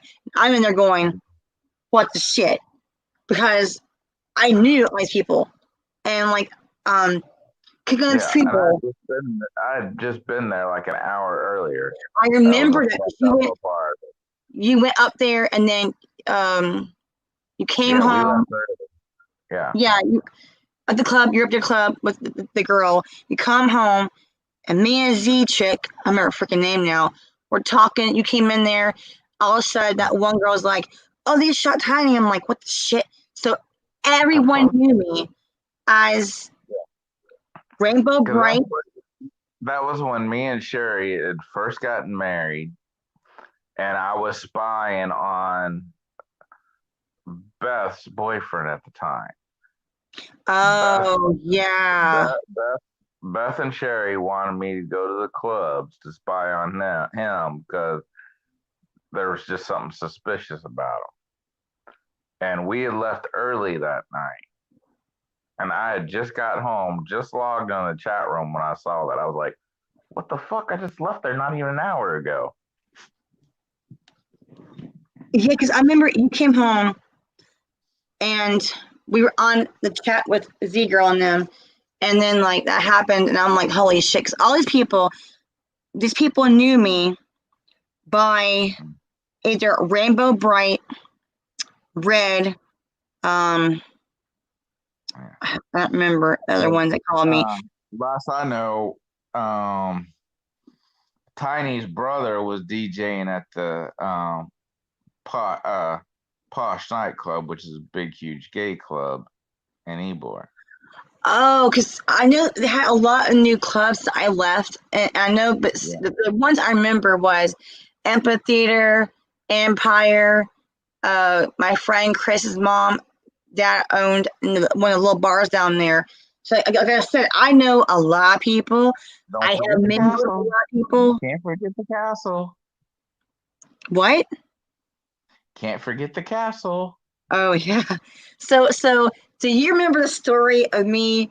I'm not sure if you were there or heard about it, because Chris knew about it. How my one chick friend we got into the one club. Freaking what's name? So they had this big old swing up in the second floor. So me and her, we already had been drinking. We had a few drinks. And again, I don't get drunk. I do get buzzed. I never got drunk though. I had a few drinks, just some they call it the bitch drinks. And then I had on this Asian or Chinese looking those silk shirts and my skirt and my shoes. And not a skirt. I think I wore pants. I can't remember I might have been a skirt. And had my hair all done different colors. It was cool, right? So then all knew who I was. And so I'm up there with my friend. I'm on this swing, just swinging away. They hadn't really opened yet. It was kind of 4 or 5 came in, then 10 came in. I'm there swinging. I had no idea at that time they had more people down there. Got a crowd going on. I'm in my own little reel, just swinging away. And my shoes come off, hit someone in the freaking head. I'm like, oh shit, was that me? And then she's laughing at me. And then I don't know what happened. I got hot. I had 2 shirts on. I had one spaghetti strap shirt on under the satin or silk Chinese shirt. I still cannot find where that shirt went to this day. That shirt flew off me. I got hot. All on camera, they said. It's embarrassing. And I'm like, oh, Jesus, help me. But see, again, everybody knew me. No one ever hurt me. I knew famous people. I knew musicians. I knew rock stars. I just was some chick that promoted bands, and I passed out flyers, and I go into clubs and say, yo, what's up? I help people down there. And no one knows or believes me. I don't care because you know, because you're there most of the time. So, I mean, I gotta mute my mic for a sec. well, you want to get off camera?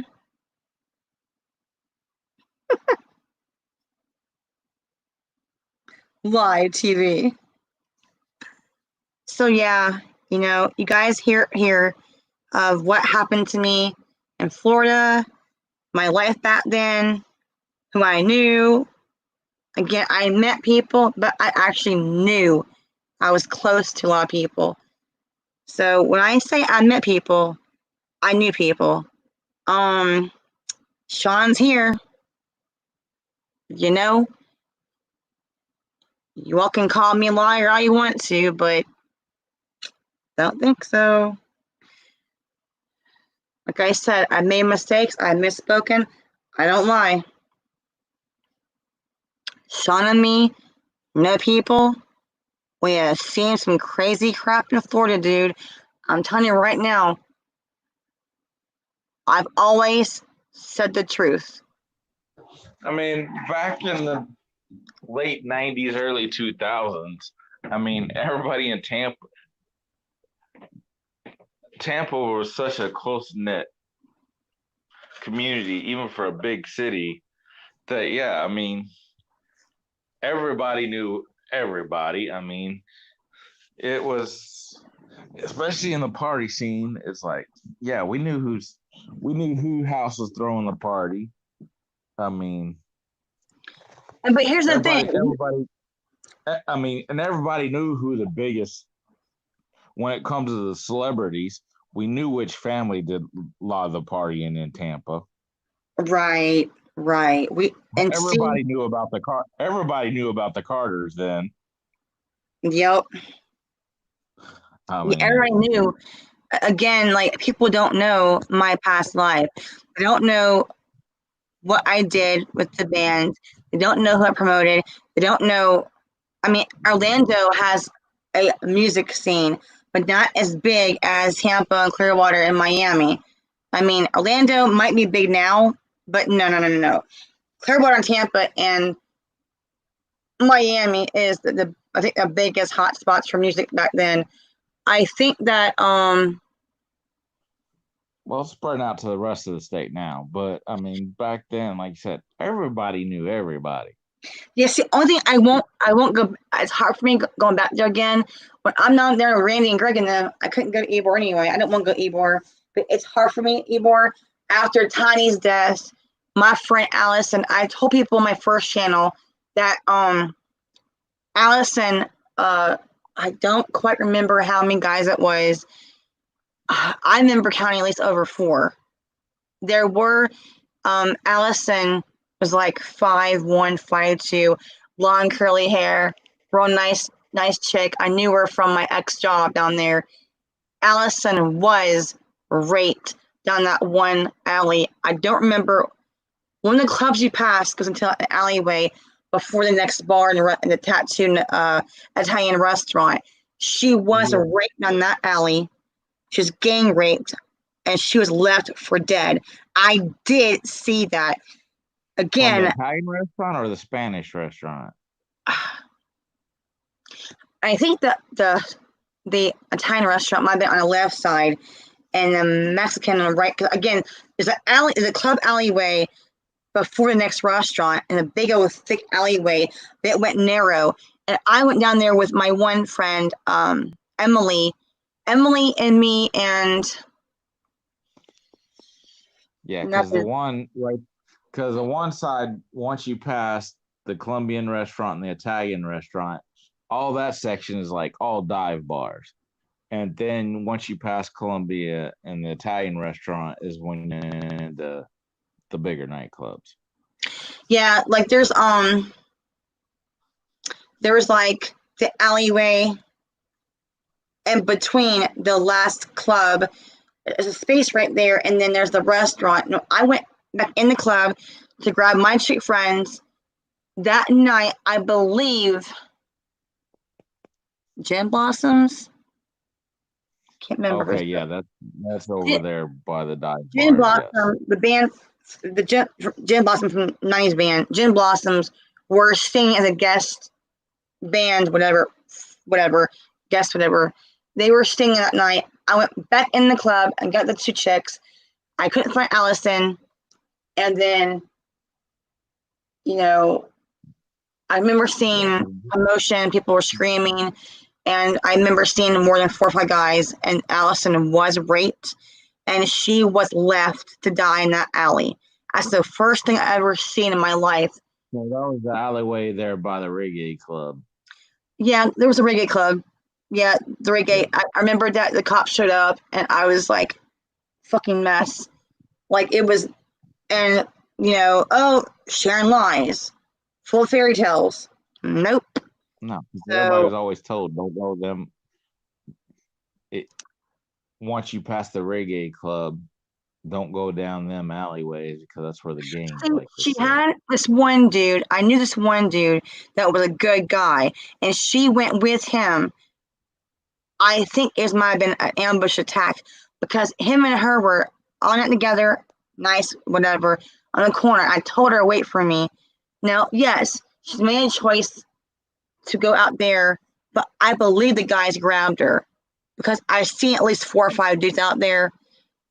People were yelling and screaming, and she was like, I believe her, the paper said that she was stabbed like twice, I believe, and it was very traumatic for me. So Ybor City is one of those bad and good things in my life. It's hard being in that place again. Like I said, people are always gonna talk their shit, call me a liar.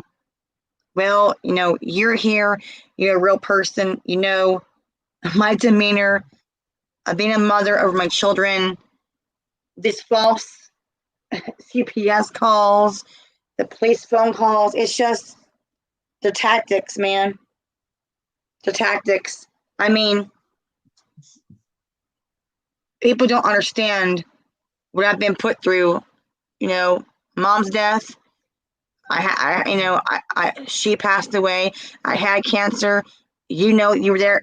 But that shit again. You already told people I had ovarian cancer. My mom was there. The only person I really want to tell what was Shawn. Greg didn't know shit, but Greg says I'm full of shit. No, I remember all that too familiar because you had in that time period, you had my grandmother pass away, Ben pass away, your mother pass away. It was just like, I mean, I Yep. got over my grandmother, then your mother passed, and then Ben passed. Then, of course, 9/11 happened. It was like every 2 months for that year was like. And I have lost, I think, about 7 people in the past 2 years because Jen's dad passed away last December. James died. I grew up with him in Florida. Like everybody, like flies. And I cried one time on YouTube, all the pain I was going through with my abuse, my betraying brothers. Wait a minute. Did you say James died? My friend from high school, that he passed away. Damn. Yeah, he in Pompano, in my high school for like first grade, he passed away suddenly in a hospital. So all these people, like, and that Jordan's a year ago, her 2 friends from high school committed suicide. So we've been through some shit. We know. Oh, and the biggest thing that I'm being caught a liar of that I want to debunk right here. Now, I'd say February, this past February, we're now in, well, June, July, whatever, was marking 2 years of the death of my, not blood, but my nephew was gunned down at MSD High School in Parkland, Florida. Yeah. So that's a hard one. I'm still grieving over because me and her were from not only Pompano but also Tampa. We recut up 2 months prior to this shooting at Douglas High School. And MSD High School. There's a What? lot of things I can say about that shooting. This troll says, look at him trying to nod out. He's tired. These trolls are freaking. Yeah, trolls are going to sit there and they're going to say shit. I don't care. Again, they're pissed here that you exist, that you are here telling the truth, that you know what I'm saying is true. Plus, you have your own things. You know what's happened. So, well, F haters. Hey, troll. I guess that's why that troll's name is called Bitch Made, huh? Bitch made. Yeah. They're all mad. Guess what, bitch? You've been made. I know, it's so stupid. It's like they're upset that I can go live now and discuss this. I only wanted this to be like the last hurrah for me because all these videos are being played about Damien and Greg and my life, and I lie. I'm full of fairy tales. Obviously, I'm not. So I say who I know, who I talk to, the cancer, everything I've gone through. Shawn has been there. Now Jennifer is, I'm not sure. I don't know if Jennifer would ever come on or not. Her job it has rules. I don't know. You even talk to Tabitha anymore? Tabitha, not since that incident in Florida. I mean, I don't hate her, but I'm like, really, like, I knew him before she knew DJ Matt the Brat. I know DJs, I know musicians, I knew rock stars, I knew every manager, every club, and I promote bands down there. That's my life back then. I'm a mom now, doing my thing. I'm not doing drugs. 17 years sober, except the fact I had a pill of my surgery in November. Matt always remembers me for one reason. Matt? Oh yeah. He always like, you had the biggest crush on Allie. I'm like, yeah. What straight guy didn't have a crush on her? Yeah. I mean, even though Allie, that girl was like, what, 10 years older than me? Yeah. I was like, here's the funny thing is people think I've been in Tennessee since 2007, right? And you know how the Fast and Furious movies are, how Miami, the girls are, the culture, the life. I lived in that life. I knew people that had the cars, the races.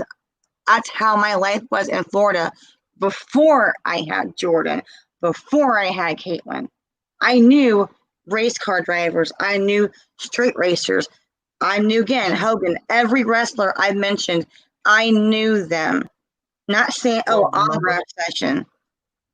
I mean, people forget when you used to see them on late night TV all the time where you could buy the race car, the tape, the VHS, and then of course DVDs of people street racing. Guess what? There's a reason why that sucker was in Tampa. That company is out of Tampa. Well, exactly. How many times the cops that come there and break it off? I mean, there's cops constantly on Courtney Campbell Causeway having of that, gone. When me and my first ex-husband Dale were married, my ex-husband Dale was a street racer. Okay. Yep. And Shawn can verify that. My first ex-husband was a street racer. If the cops were on Courtney Campbell, they just moved the race to Gandy. Well, yeah, it go to Courtney Campbell somewhere else. And the thing is that, okay, so I own God. What, trolls? Really, Naughty? That's the best you got? Me and Shawn got some tough blood and tough skin. They don't know us. They don't know where we came from. Saying Again, that you're gonna make the kids pay for your stream yards, really?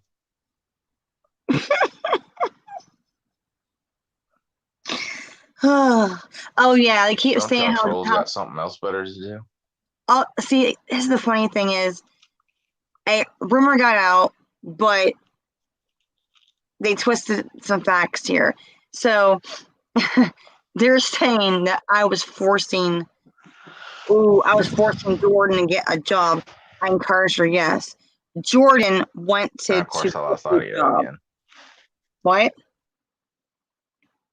Oh yeah, his audio. Again, live TV. More truth coming out. So yeah, how I forced Jordan to get a job and pays all my bills. Yeah. And I explained that Jordan, if she wants to sit here and contribute to the bills, she can. I've never forced her to go get a job and all that crap. She wants to. I have the best kids in the world. Yes, they're kids. Yes, they act up, but they are good kids.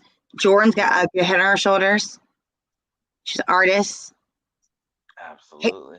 Caitlin is talented in her own way, a comedian. She can sing. So I only had a peel of my gallbladder surgery. When I had both children, yeah, I had medication. I had 2 C-sections. I never had any addiction issues, ever. I had the acquirement of medication with both C-section babies. I had 1 pill of my gallbladder surgery, a major reaction to that shit. I don't do drugs. I have been clean all these years. I don't beat my kids. I don't hit my kids. You guys get on my nerves. Oh, no. But again, we're here to verify all this shit. What I've been saying, who I know, who I don't know, what's going on.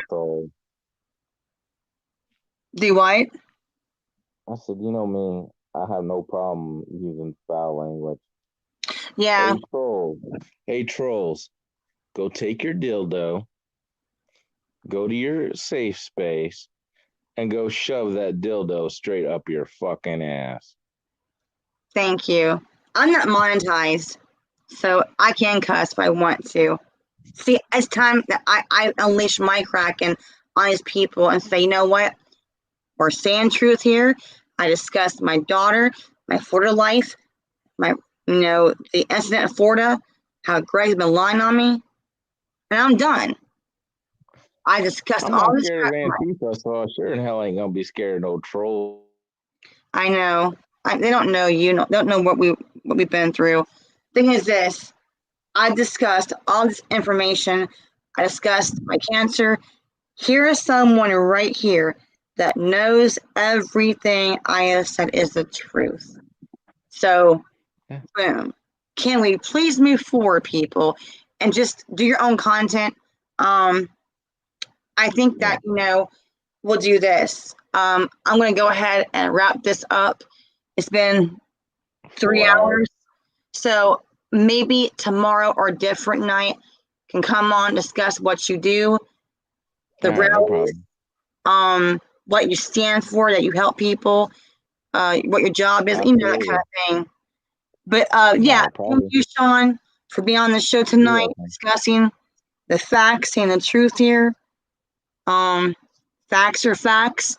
Opinions are not facts. Facts You know, lives matter. facts lives matter. Opinions are not facts. Your emotions are not facts. Stop assuming things you don't know and run with it. I discussed Yeah, my people. lifestyle, my drug use in the day. Again, 17 years sober. So I thank God for that. I had no cancer, and Jordan has no cancer. So,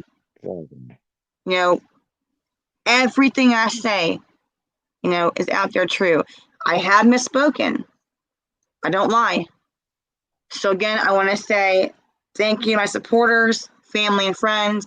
Again, thank you, Shawn, for being on here, confirming Absolutely. what's going on. Just showing facts and truth bombs here to people. I would appreciate people to go forward on their content and leave me and my kids alone.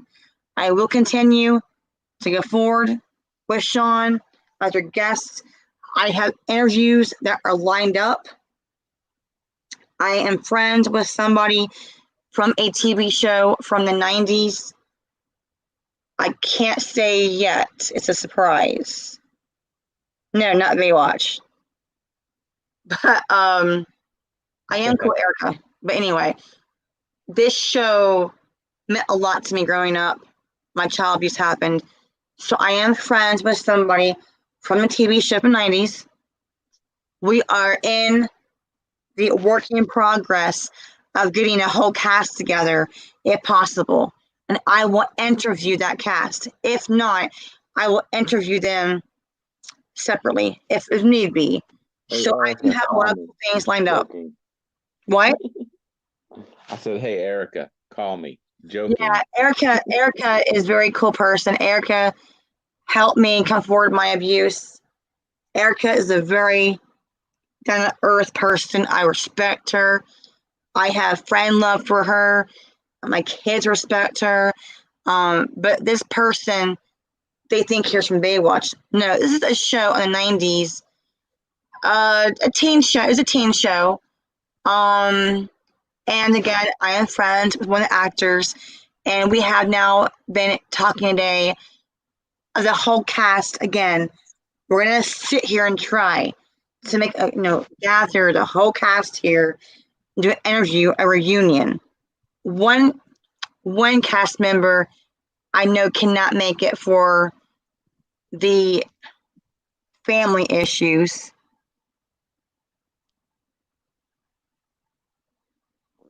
Oh, please. They're so stupid. Whatever, they're gone. But again, I do interviews with people. It's very important. It's going to be serious. Sometimes here, I'm going to be serious. I might laugh. I might cut up with people. But the thing is, it's raw. It's real. It's truth. I want people to come forward. If they need help, or you want to just joke around, have a fun stream, I don't care.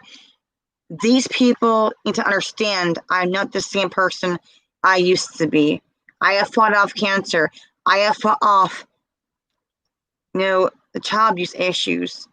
I'm still healing from it, but I've gone forward. I'm not where I used to be. So I'm going to go forward and keep going forward. So again, I want to say thank you to Shawn for being here tonight. Maybe tomorrow night we'll discuss your big cool job you do. And guys, have a great night and choose kindness and love over hate. And never give up. Keep going forward and run your race, because again, your story is your story and your truth. So don't let no jerk take that from you. That's your story and your truth. We all here have a past, and what you do is go beyond your past. Don't be the silent majority. Speak up. Do what? So don't be the silent majority. Speak up. Yeah, don't be silent majority. Speak up. Do not be afraid to have passion and say something. When you're silent, that's when they win. When you're silent, you can't change things. You cannot stand up for yourself and others. So again, choose love and kindness over hate. And a consequence always happens from your choices, bad or good. I made some bad in my life, go forward. That's how you grow. If they want to talk about triggering people, I got something that might trigger some people. Oh no. Because you know that little red hat tends to trigger everybody. Right, man. There you go. Again, it don't matter. Remember, not only make America great again, but make America godly again. The problem is they took out of schools, it's true. People should wake up. They're starting to bring it back in some schools. I know here in Florida, they now